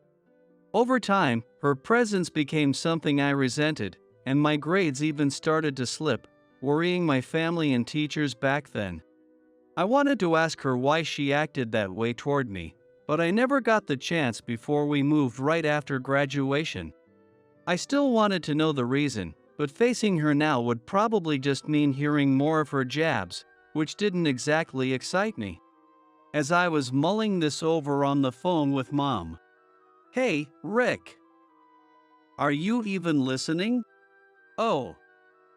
Sorry, just got lost in thought. Good grief. So, what's it going to be? Should I mark you down as attending? Yeah, go ahead. I do want to see Mr. Thompson, after all. After some hesitation, I decided I really should go this time to thank Mr. Thompson for everything he'd done. I double-checked the date with Mom and made up my mind to attend. Then, I shared the news with Grandpa and Sam. Oh, a reunion, huh? That's great. Maybe you'll finally meet someone special. Rick could find himself a lovely bride, no doubt. Guys, reunions aren't for that.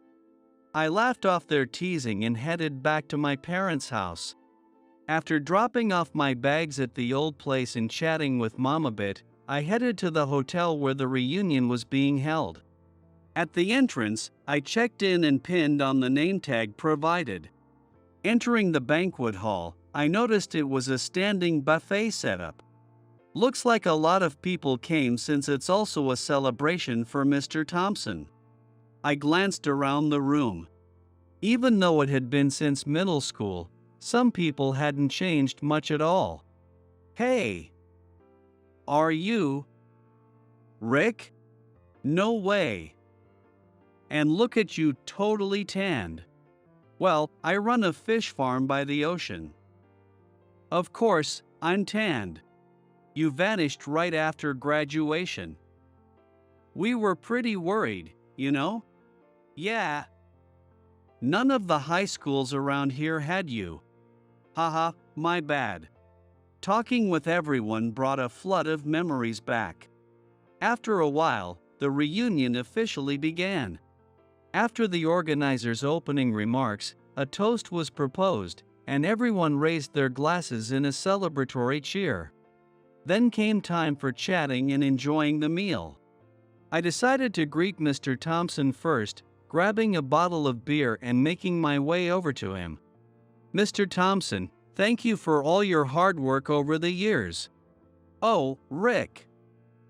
How have you been? Thanks to you, I've been doing well. With that, I poured some beer into his glass. Mr. Thompson specialized in social studies. He was usually a strict teacher, but he was also incredibly caring. Thanks to you, I've been able to get along with my family, even now.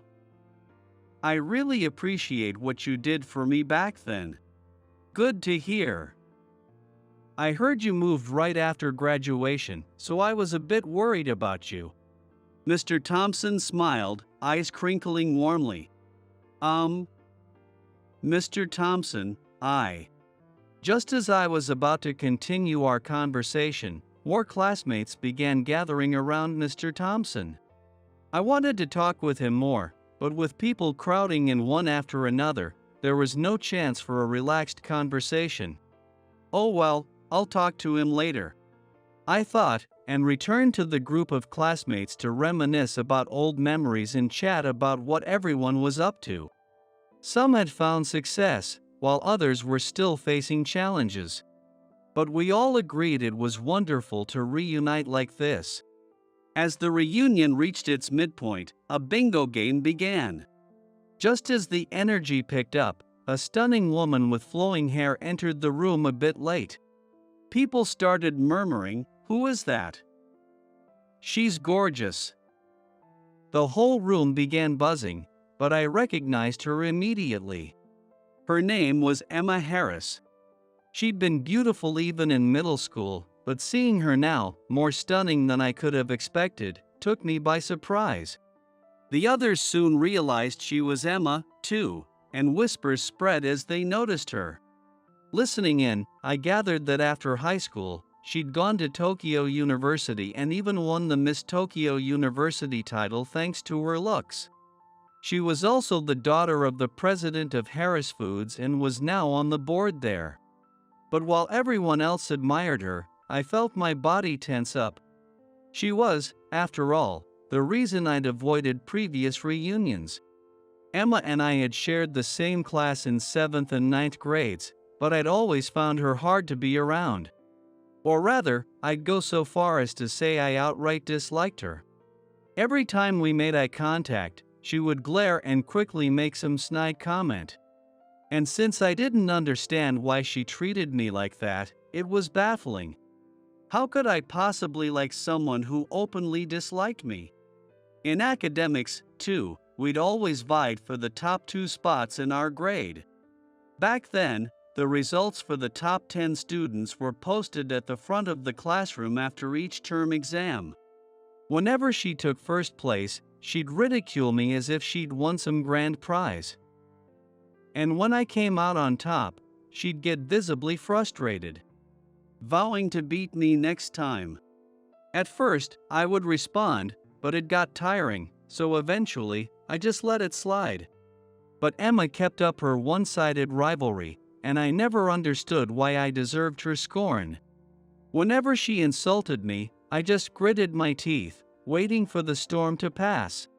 Seeing her now brought all those unpleasant memories flooding back, so I slipped toward the back of the room, hoping to avoid her. But Emma scanned the room and, catching sight of me, immediately started walking over. Great, she found me. I tried to dodge by talking to someone else, but it was too late. She reached me first. "Oh, Rick, it's been a while. You look well." Yeah, thanks." "You look well too, Emma." "Of course. Keeping healthy is essential, don't you think? By the way, I heard you didn't go to college and are working on a fish farm?" "Well, yeah. That figures." The moment I walked in, I thought I smelled the ocean. As expected, Emma wasted no time throwing out a sarcastic comment, even going so far as to hold her nose while giving a smug little laugh. For some reason, she seemed to know that I worked at a fish farm. Did she dig into my background with her connections as a CEO's daughter? Or maybe she just asked someone here. Either way, whatever. Glancing around, I saw people nervously watching us from a distance. It felt just like old times. And I realized that Emma probably wanted to belittle me, the high school grad, and show off in front of everyone.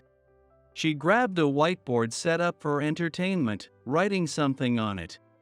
I sighed, recognizing this as her typical behavior, unchanged even now. "Hey, everyone. Is there anyone here who can solve this problem?" She called out, and silence fell over the room.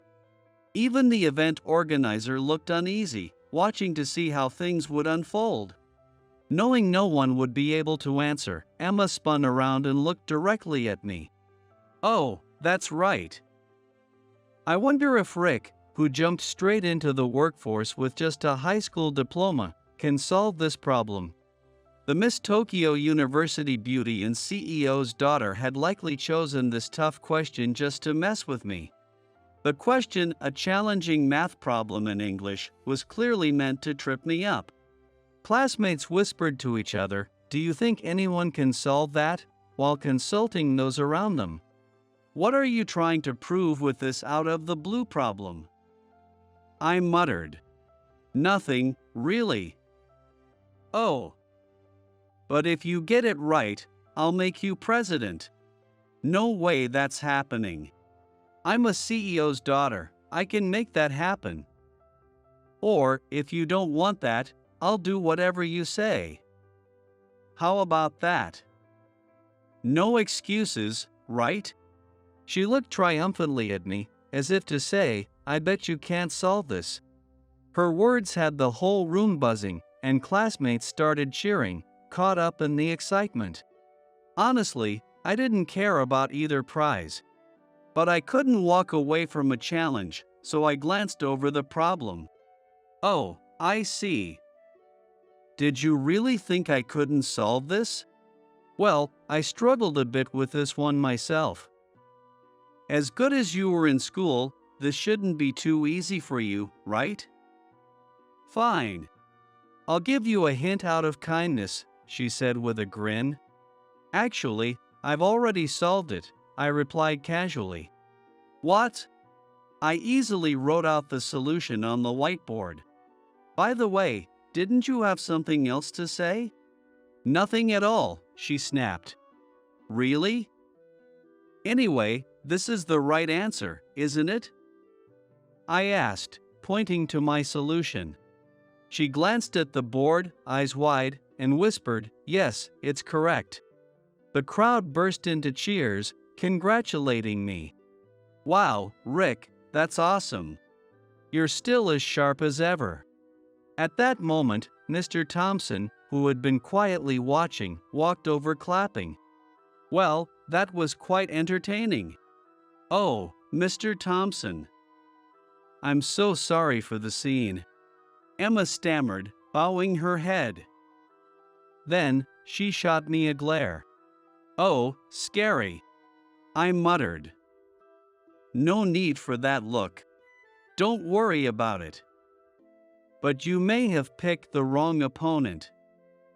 You see, Rick competed as part of the Japanese team in the International Math Olympiad back in high school and won a gold medal. So, a problem like this is no challenge for him.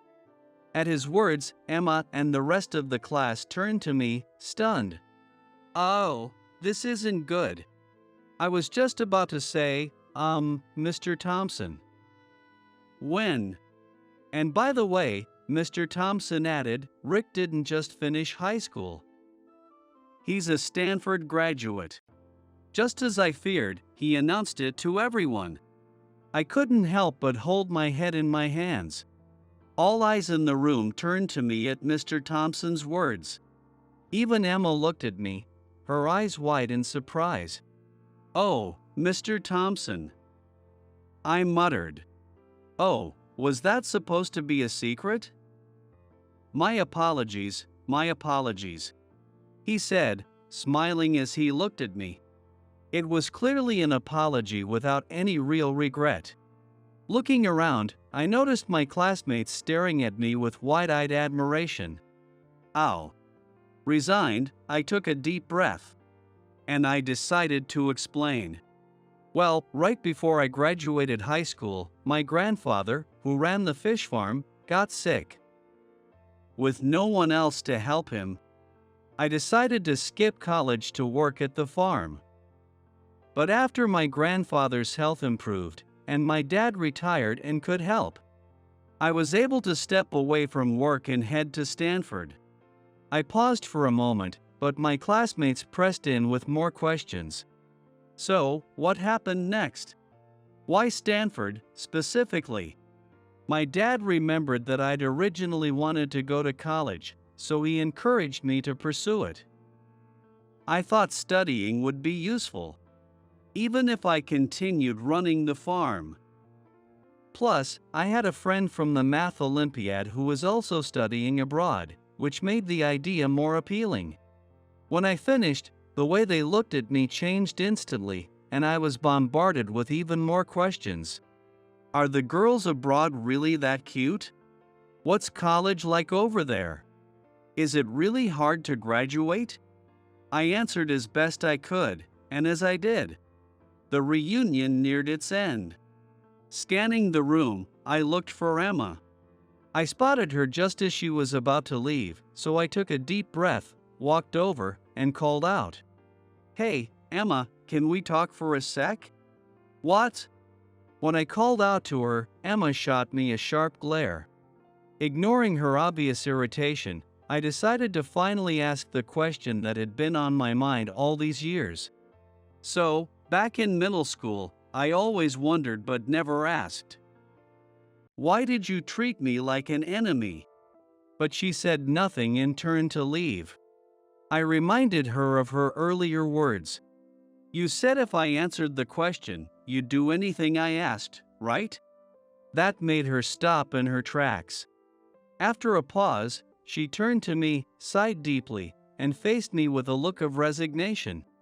Oh, you didn't need to sigh that heavily. It was during the summer of 7th grade. I went to my dad's office to drop something off, and I saw him kneeling in front of your dad.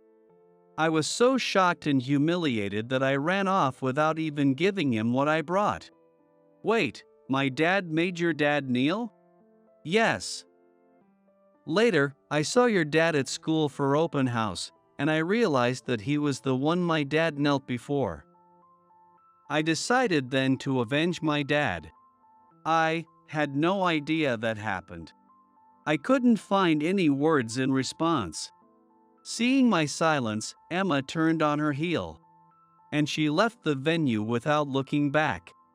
After returning to work, I decided to ask my dad, who had recently retired from the bank, about what had happened back then. I couldn't shake what Emma had told me and felt compelled to get to the truth. Oh, I remember that well. Mr. Harris suddenly knelt, and I was just as surprised. So, it really happened. Now, don't get the wrong idea. Of course, I immediately told him, please don't kneel. But he insisted, saying, not until you approve the loan. Wait, so you didn't make him do it? I'd never make someone do that. Our bank had already extended a loan of several $100,000 to Harris Foods, and they needed to make monthly payments. But since business was slow back then, Mr. Harris had asked for a deferral of those payments, a loan adjustment. So that's what happened. Dad continued his story, reminiscing about the past. Thanks to the reduced monthly payments, Harris Foods' finances gradually improved. But just as things were getting better, they requested an additional loan for equipment investments. Typically, when a loan is rescheduled, it's difficult to secure more funding. After all, they're already struggling to make regular payments. So granting another loan risks us not recovering the funds, which could spell disaster for the bank. Nodding in understanding, I realized that the kneeling must have happened during that exchange. So, what happened with the additional loan? We approved it. Mr. Harris and I put together a recovery plan, and we managed to secure that extra financing. Wow, Dad, that's impressive. Oh, it's nothing special. But looking back, Harris Foods really took off from there. It's a nostalgic memory. Dad's eyes softened as he spoke. I see. Thanks, Dad. I understand the situation now. Well, good. If you ever have more questions, just let me know. Thanks. I felt relieved, knowing Dad wasn't the type of person to force anyone to kneel. I wanted to clear up Emma's misunderstanding as soon as possible. So I called Harris Foods right away and asked to be connected to her. What do you want? I'm busy, she said coldly. About the other day. Oh? Are you trying to tell me I was wrong? Hearing her irritated tone, I hurried to explain. No, it's not that. There's just something important I want to tell you. Fine. I don't have time right now, but would next Sunday work? Yes, that works. Thank you. We agreed to meet at a cafe near the station on Sunday. I arrived 10 minutes early, ordered an iced coffee, and waited for her. Right on time, Emma entered the cafe. Even in casual clothes, she looked stunning, making my heart skip a beat. At the reunion, she'd worn a chic suit, but today she had on a sleeveless top and slim capri pants, a much more relaxed look. I then shared with her everything Dad had told me. Wait, really? I had no idea that happened. She murmured, visibly taken aback. I was surprised to hear it myself. But that's why I wanted to clear things up with you. I see. I remember my dad was really troubled back then. He even developed a bald spot from stress, and he'd come home late every night. As a kid, I could tell he was under a lot of pressure. Emma looked down, her voice soft. As I wondered what to say, she continued. So, when I saw him kneeling, it really shocked me. I ended up assuming your father must be a terrible person. Well, seeing only that part, anyone might have thought the same, so I get it. But I'm sorry. As long as you know now that my dad isn't like that, it's all good. Yeah. Thanks to you, I understand now. Thank you.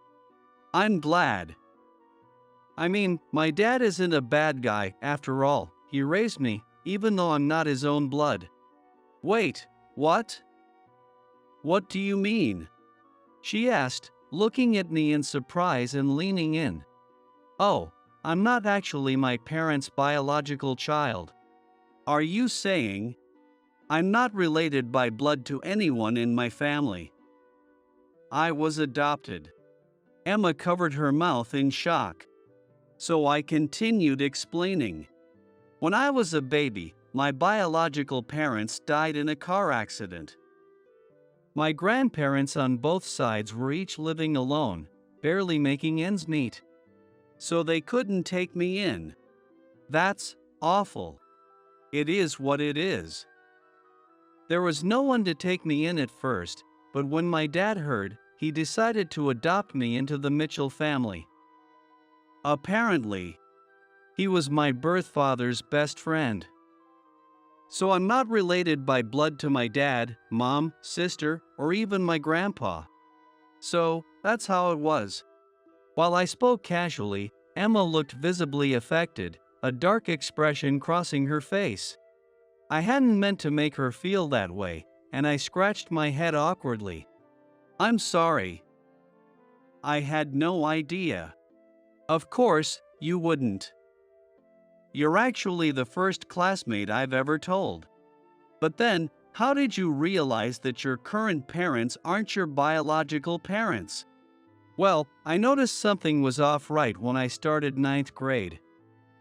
My parents are both type O, and so is my sister. But I'm the only one with type A blood, even though two O-type parents can only have an O-type child, right? She nodded thoughtfully. So, yeah, I was really shaken when I realized I wasn't related by blood. I didn't know if I should even ask my parents about it. I was so stressed out that my grades dropped.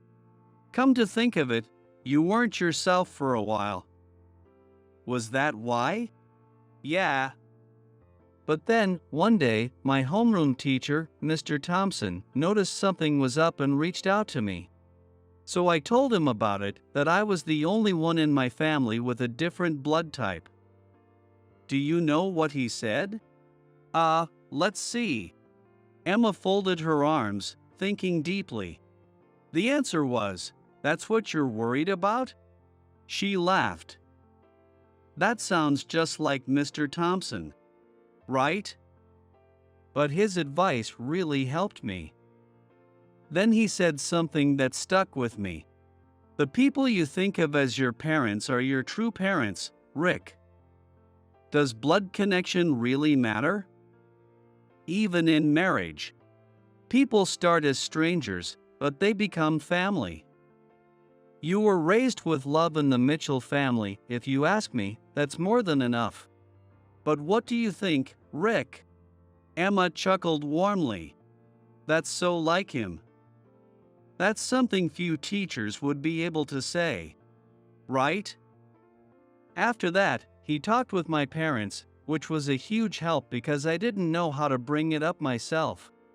My parents said they'd plan to tell me once I became an adult, but I figured it out first. They must have been so flustered. Oh, they were totally panicking. It's funny looking back on it. Honestly, knowing my origin didn't cause me any turmoil. And that's thanks to Mr. Thompson. I see. But honestly, I think you and your dad look like true father and son. Really? Yeah, you both have the same expression, with your eyes softening when you smile. Ha ha. Guess we started looking alike from living together so long. Emma smiled and said, I'm sure that's the case. Her smile made my heart skip a beat, but I managed to keep the conversation going. Actually, I think I resemble my grandpa more than anyone else. You really love your grandpa, don't you? Yeah, both he and grandma have always been amazing, treating me like a real grandson. That's why I couldn't bear the thought of letting the farm he built go under. I see. I'm sorry for putting down your work. Emma gripped her coffee cup tightly, apologizing. Compared to your struggles, my own worries seem so trivial. I don't think they were trivial at all. No, they were small. And to think, your dad was the one who saved Harris Foods. I can't thank him enough. It was really just a misunderstanding, and I just wanted to clear that up. Even so, I still want to apologize and show my gratitude. Emma leaned forward, saying it so earnestly that I was momentarily taken aback. I managed to reply, carefully choosing my words. Oh, by the way, Dad seemed nostalgic when I mentioned Mr. Harris's name. Then let's do this. Why don't we have dinner at my place sometime soon? Wait, are you sure? Yes, actually, my dad's always been curious about yours. Right after middle school, you moved away so suddenly. At the time, I thought he had some negative reasons, but maybe he was just grateful for everything your family did. Yeah. Let's plan a day. I'll bring Dad along. Please do. Seeing her look so happy made me smile, too. We exchanged contact information right there. A few days later, my dad and I brought some of our finest farm-raised red sea bream and flounder to Harris Foods. When Mr. Harris and my dad met, they shared a firm, heartfelt handshake as they reunited after so long. The four of us ended up drinking and laughing together, forgetting the time. The sake Mr. Harris had prepared was delicious, and I found myself pleasantly buzzed. By the way, my daughter Emma here is already over 30 and still hasn't found herself a boyfriend, Mr. Harris said with a grin. No way. Such a beautiful woman, that's a shame. Though my son Rick here is pretty much in the same boat, my dad chimed in. Dad. Stop it. Seriously, Dad, cut it out. As the conversation unexpectedly turned to dating, Emma blushed and gave her dad a playful slap on the back. I, on the other hand, shot a glare at my own father. Rick, what do you think about my daughter? Mr. Harris asked suddenly. Huh? Oh, come on. Mr. Harris said, chuckling. Nicely said. What do you think, Rick? He added, nudging me. Well, I stammered, caught off guard, my cheeks growing warm.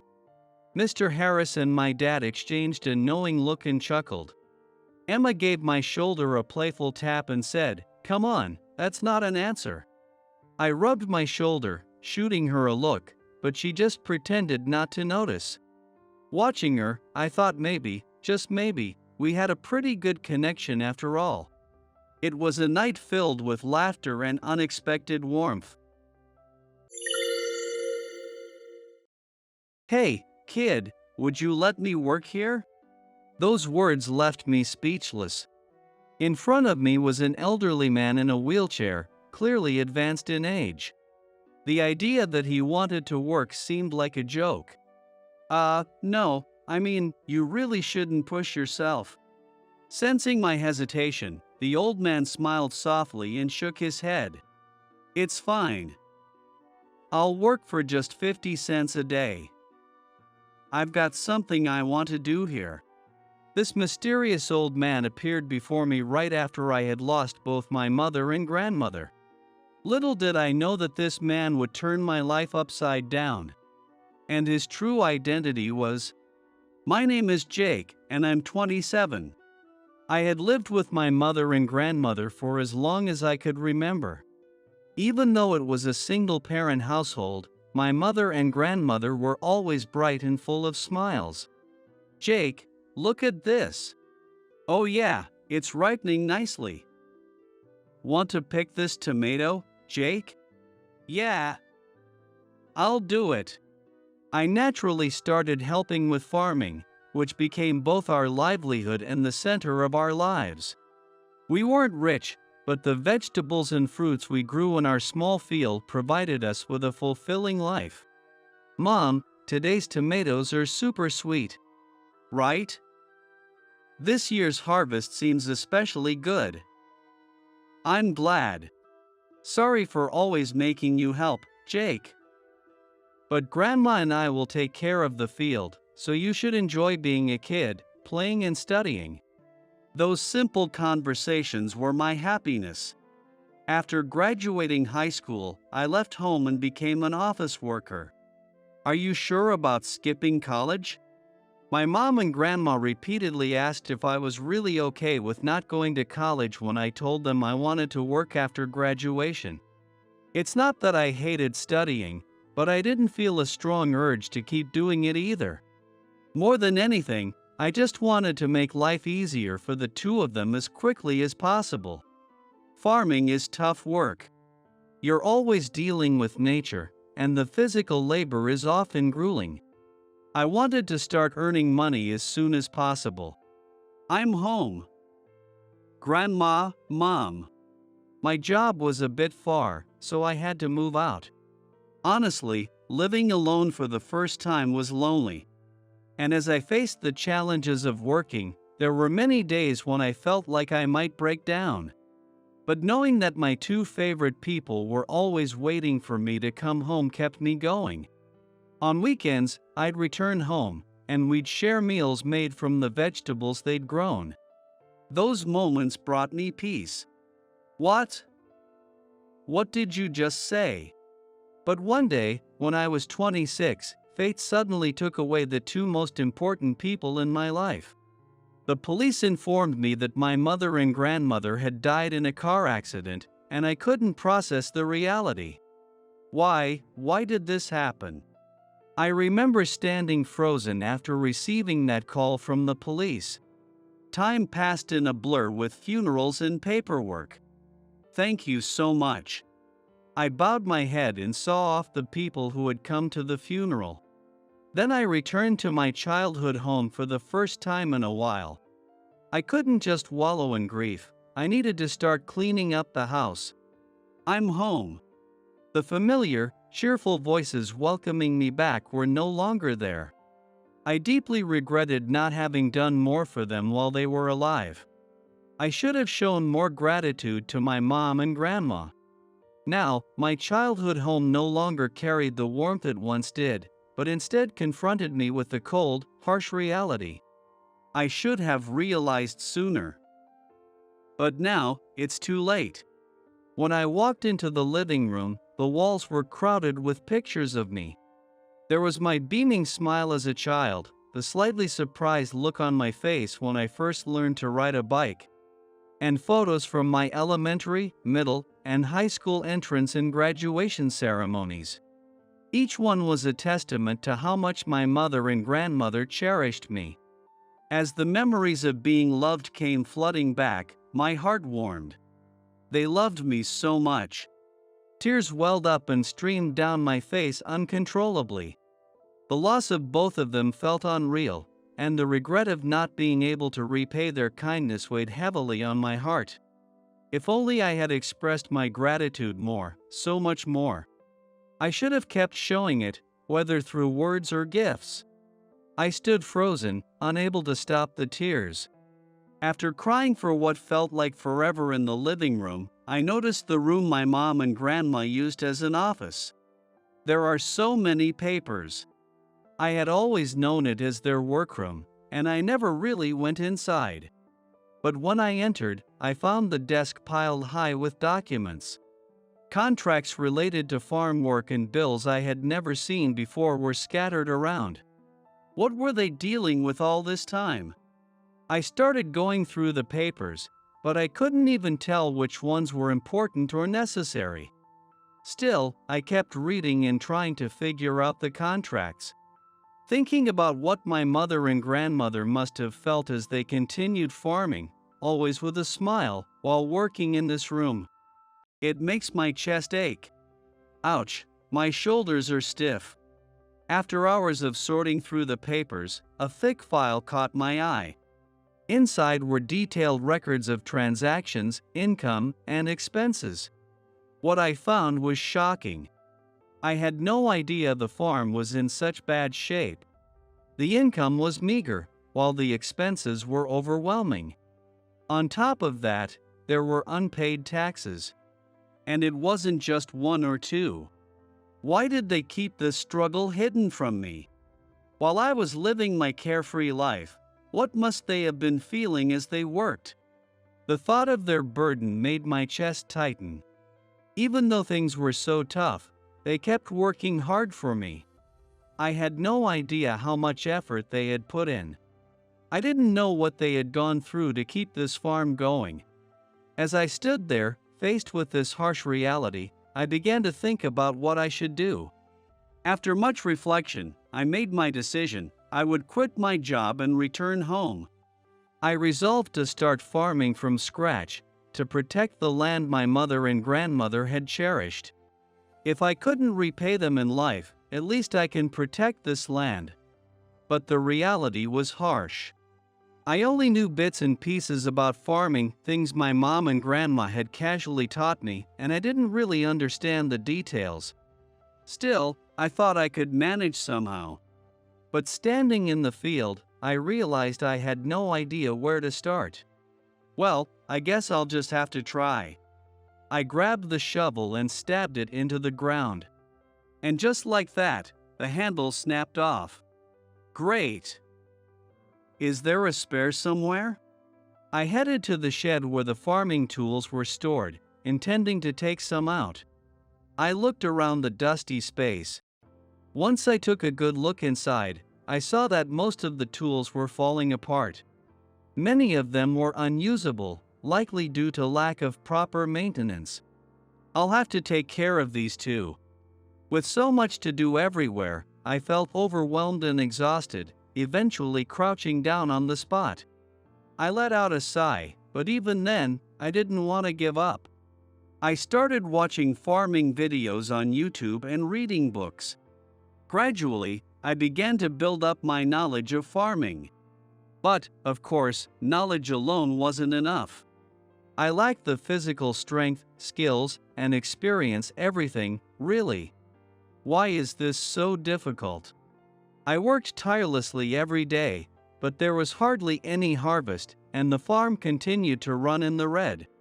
Then, one day, something happened.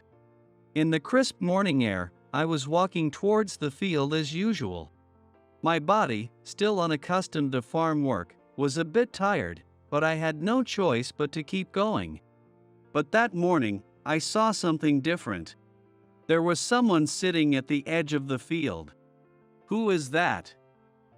Do I know anyone around here who uses a wheelchair? The person sitting there was an elderly man in a wheelchair. I racked my brain, trying to recall if any of the neighbors fit the description, but I couldn't think of anyone. As I slowly approached, I decided to speak to him. Feeling a bit nervous, I carefully walked up to the old man and greeted him. Good morning. can I help you with something?"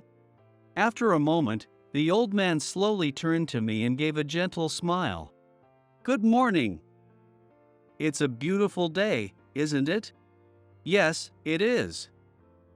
"Good morning." I felt a little flustered by his greeting. Who is this man? Why is he here? A brief silence followed as I wondered. "Hey, kid, would you let me work here?" Those words left me stunned and speechless. In front of me was an elderly man in a wheelchair, clearly advanced in age. The idea that he wanted to work seemed absurd.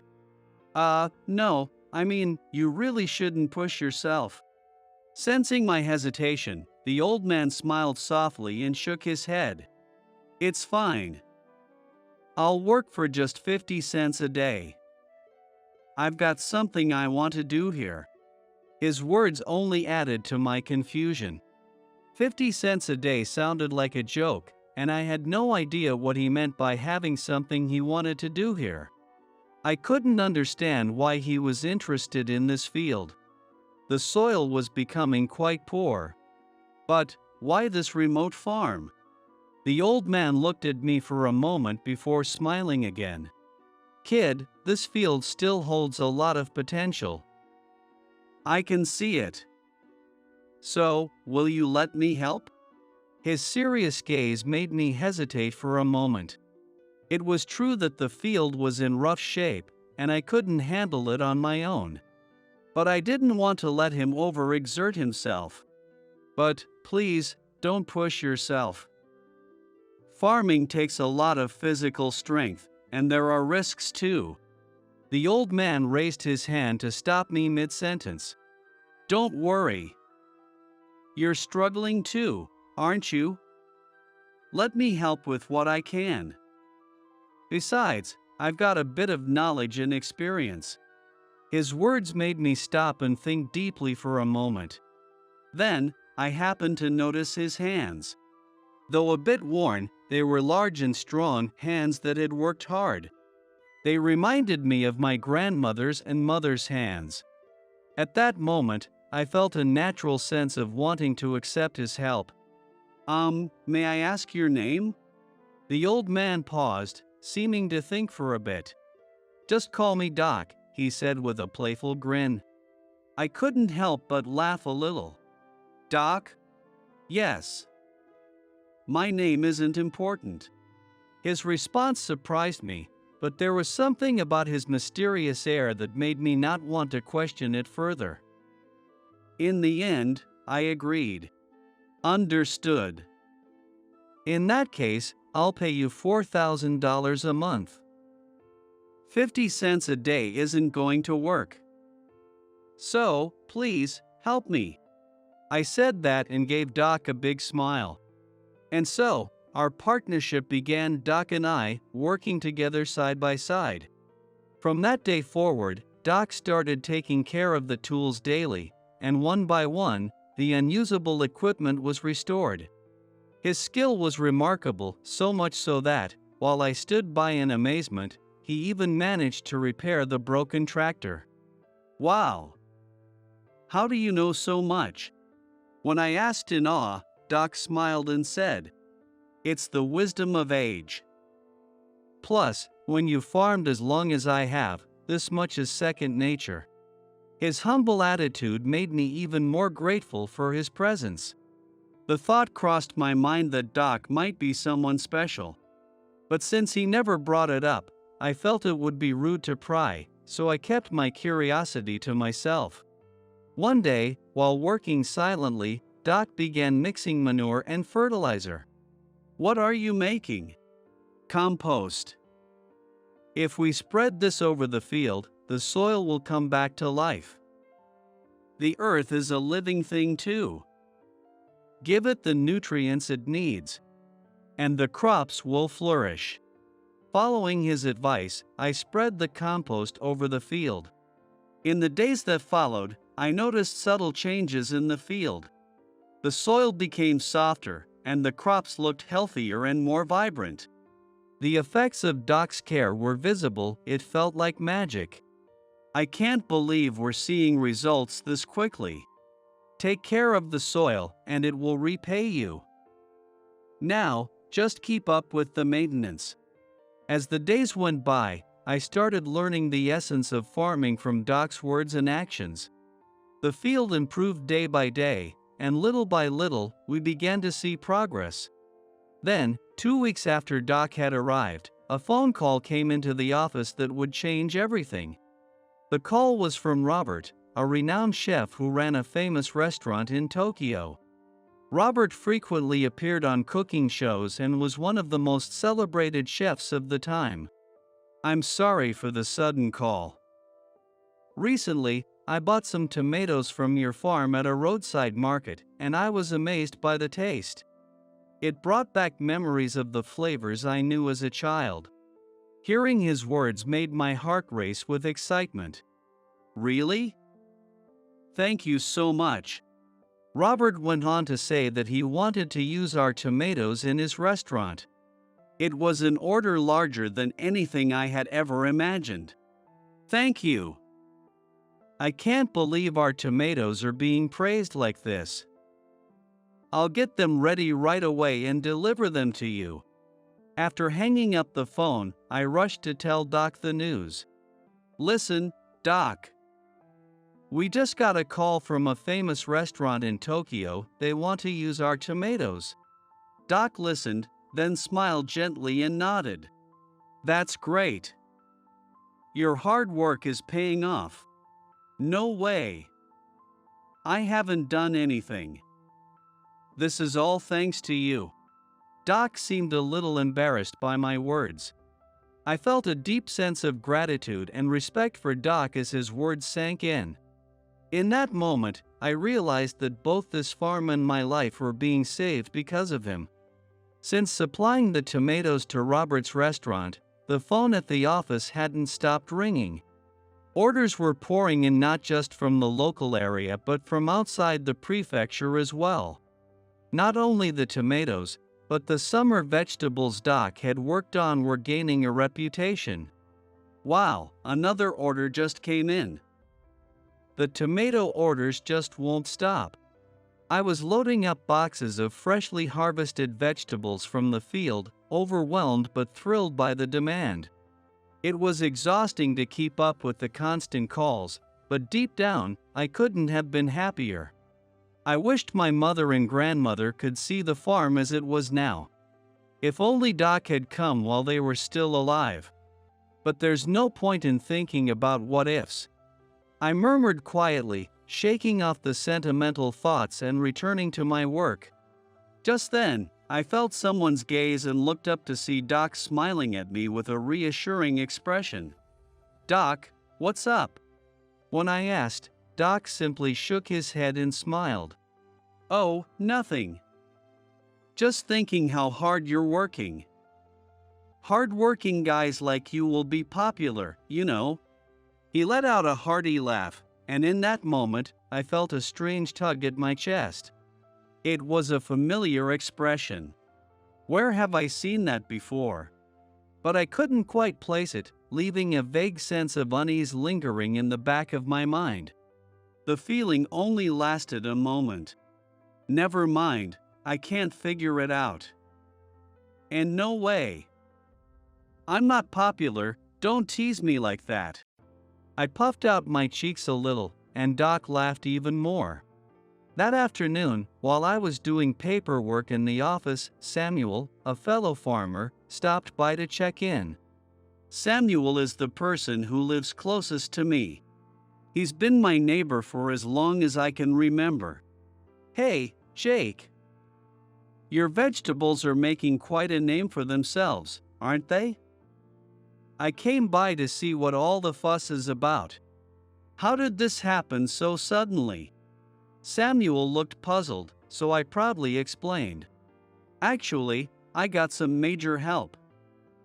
Honestly, it's all thanks to him. Help? Yeah, his name is Doc. At the mention of Doc, Samuel looked confused. Want to take a look at the farm? When Samuel eagerly agreed, we headed outside together. As we walked, we spotted Doc working in the distance. When we got close enough for Samuel to see his face, he suddenly stopped in his tracks. "Ha! What's wrong?" Samuel didn't respond, his eyes fixed on document. Why is he here?" Samuel shouted in surprise and rushed over to Doc. "Hey! Is that really you, Kenneth? You're Kenneth, aren't you?" I was stunned by Samuel's words. "Kenneth?" I had suspected Doc wasn't his real name, but I never imagined Samuel would know him. But more than that, the words "you're back" stuck in my mind. Wait, what's going on? "Samuel, you know Doc? Know him?" "Of course I do." "Wait, Kenneth, you didn't tell Jake?" As both Samuel and I voiced our questions, Doc let out a small sigh. "Samuel, I didn't expect to be found like this." Doc smiled wryly and fell silent, seemingly deep in thought. Finally, he began to speak. "I suppose it's time I tell you the truth. If you don't mind, could we sit down and talk inside?" As I waited for his words, my heart raced. I had avoided asking about Doc's true identity all this time, but in this moment, everything was about to be revealed. We moved to the living room, and together with Samuel, we listened to Kenneth's story. I sat there, tense, straining to hear every word this man in front of me was about to say. "To be honest, this might come as a shock, but I'm your grandfather, Jake." The moment I heard those words, I was so stunned I couldn't speak. The grandfather I never knew existed was right in front of me. I'd grown up without any knowledge of him, and I had always assumed I didn't have a grandfather. I was too overwhelmed to say anything, and seeing that, he continued. "I studied agriculture in college a long time ago and started farming on this land myself. Grandfather had been a renowned agricultural researcher, but he also loved working with his hands, connecting with the soil. He met my grandmother, and together they lived a life of farming. I met your grandmother here, and we got married. Those were truly happy days. Every day was fulfilling. We spent all our time working the fields together from morning till night." As he spoke, he smiled fondly at the memories. "That's right, Jake. The two of them were really inseparable." "They were famous for it around here," Samuel added. "I see." Grandfather seemed a little embarrassed by Samuel's comment. But as he moved on to the next part of his story, his expression darkened. "One day, I got a call from the university, asking if I'd return to continue my research. I was torn, because I loved research. But before I could make up my mind, your grandmother told me to go. At the time, your mother, Mary, was still young. But I chose to go back to the university." I listened quietly. Mary was my mother's name. To think he went back to university when my mother was still so young. My grandmother must have had an incredibly hard time. And yet, I had no idea my grandfather had taken such a path in life. But why didn't you stay with them?" "It was a university far enough away that I had to take a plane. At first, I made time to come back, but eventually, I got so absorbed in my research that I started drifting away from my family." Regret was clear in my grandfather's voice as he spoke those words. Looking back, it was true that he had been able to fully pursue the research he loved, and that must have been fulfilling for him. But my grandmother, left to handle everything alone, must have had an incredibly hard time. Housework, raising a child, and farming. Even for a man, farming by himself would have been tough enough. I deeply regret it. I should have come home more often, paid more attention to my family. It was my mother, he said, who was most upset with him for staying away. As she grew older and realized the situation at home, she sided firmly with my grandmother. I could imagine how painful it must have been for her, never having her father around for birthdays, school events, or anything important. Mom was so heartbroken. When she was in middle school, she had enough and lashed out at him. My grandfather recalled how she'd yelled at him over the phone. Even though this all happened before I was born, I was shocked to hear about it. In the end, I failed to take care of my family. We lived apart for many years, though we never officially divorced. I see. I didn't know any of that. But what about the wheelchair? Grandfather quietly began to explain. I've only been in a wheelchair for the past 2 years. When I was fully immersed in my research at the university, I was overworked, staying late into the night with experiments and studies. My body couldn't keep up, and one day, I collapsed from exhaustion. Unfortunately, I was at the top of a flight of stairs. Grandfather had pushed himself to the limit and collapsed. Since it happened at the top of the stairs, he fell all the way down. That's when he injured his spine. Despite undergoing surgery, he lost the use of his legs and was confined to a wheelchair. I debated whether to tell them about it. Suddenly calling after all those years to say I was now in a wheelchair. I agonized over it. But no answer came. After all the years I'd stayed silent, I feared they might ask, "So what?" In the end, I never reached out to them. A look of anguish appeared on my grandfather's face. Even now, it seemed he was still searching for the right answer, wondering what he could have done differently. After the accident, I thought about so many things. Should I go back home and do what farming I could? Or should I return to the university, which was willing to accommodate me in a wheelchair? I was torn. But in the end, I felt like I hadn't finished my research, and I needed just a little more time. So, I wrote a letter to the two of them. I never got a reply, though. His voice was filled with frustration and regret. He had wanted to come home, yet he chose to keep pursuing his dream. And before he knew it, time had slipped away. Caught between wanting to repair his family relationships and his passion for research, he had been stuck in limbo. And then, I completed my research. I was satisfied with the results. I finally worked up the courage to return home. But just as I made that decision, I got the news that your mother and grandmother had passed away. My grandfather's voice trembled. And so did his hands. Years of putting off coming home had resulted in the loss of his beloved wife and daughter. I couldn't even begin to imagine the depth of that pain.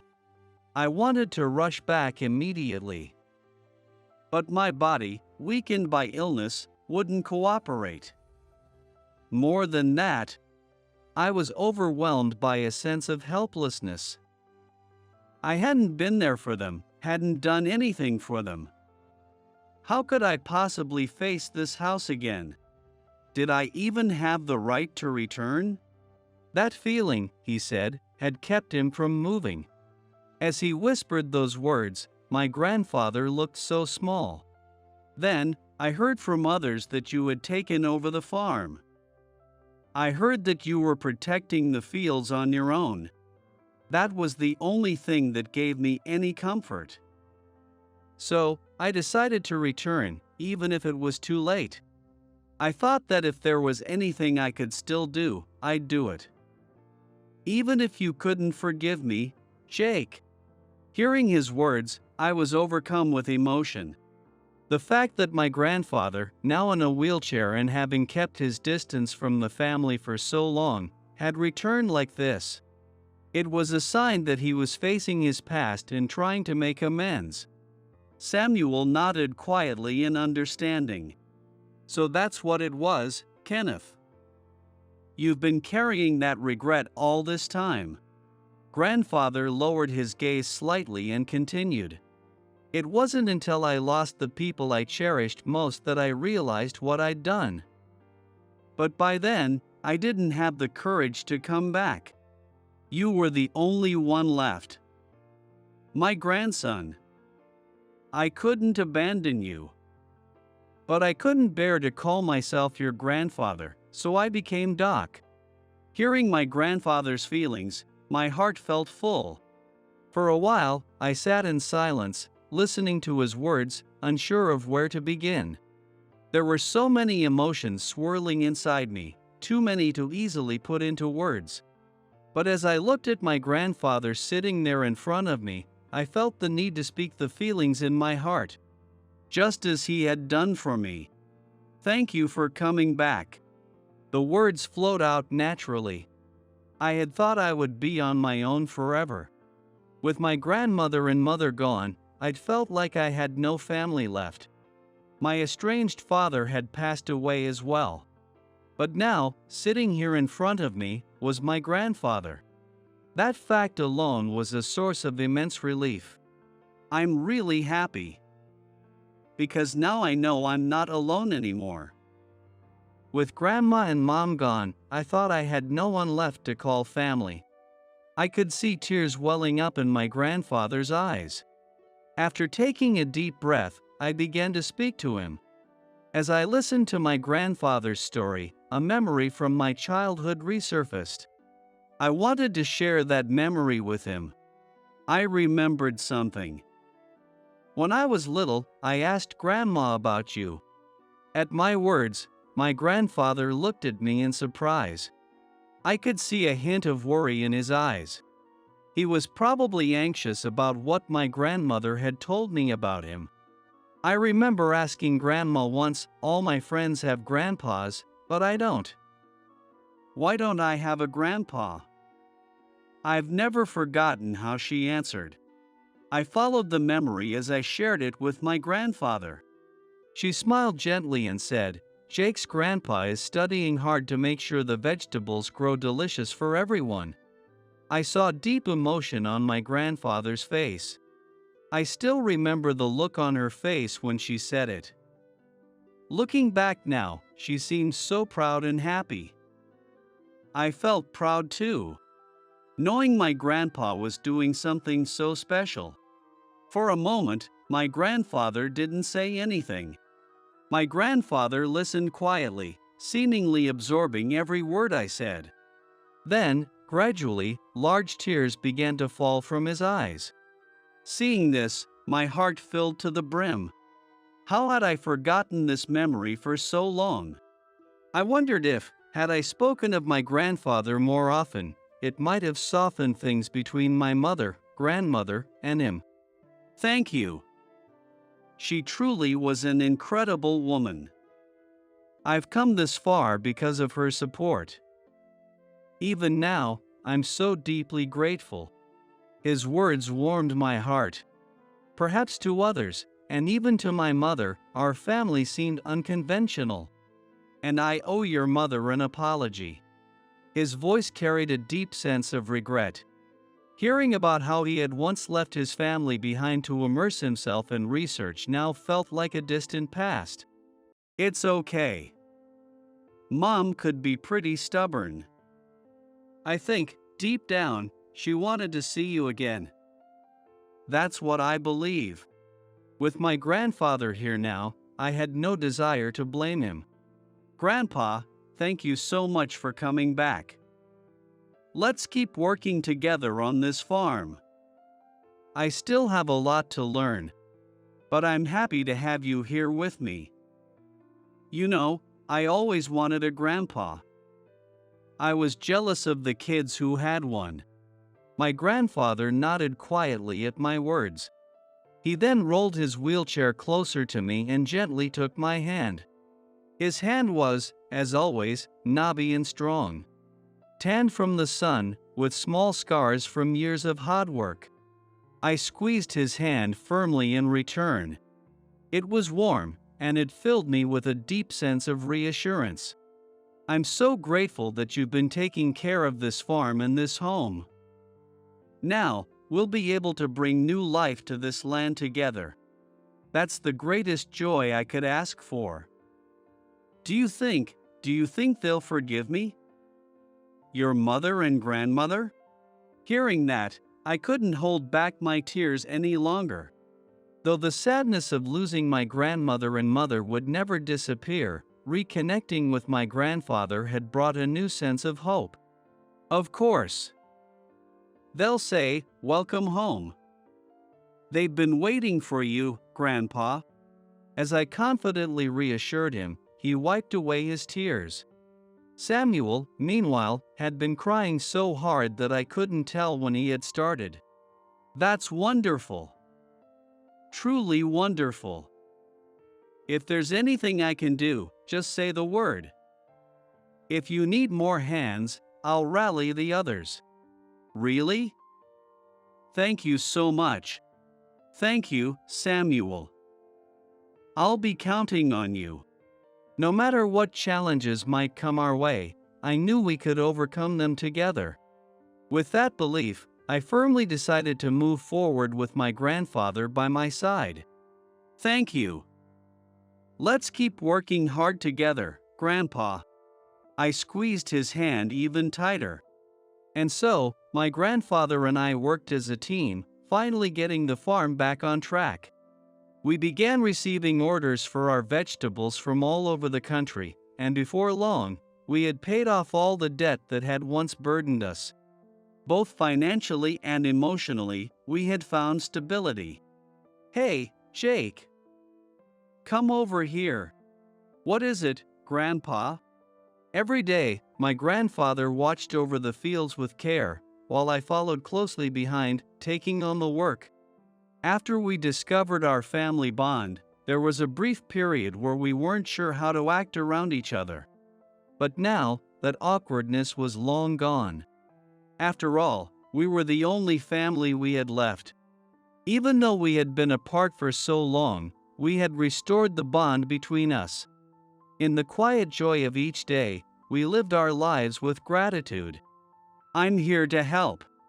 Since then, Samuel had started coming over to lend a hand whenever he had free time.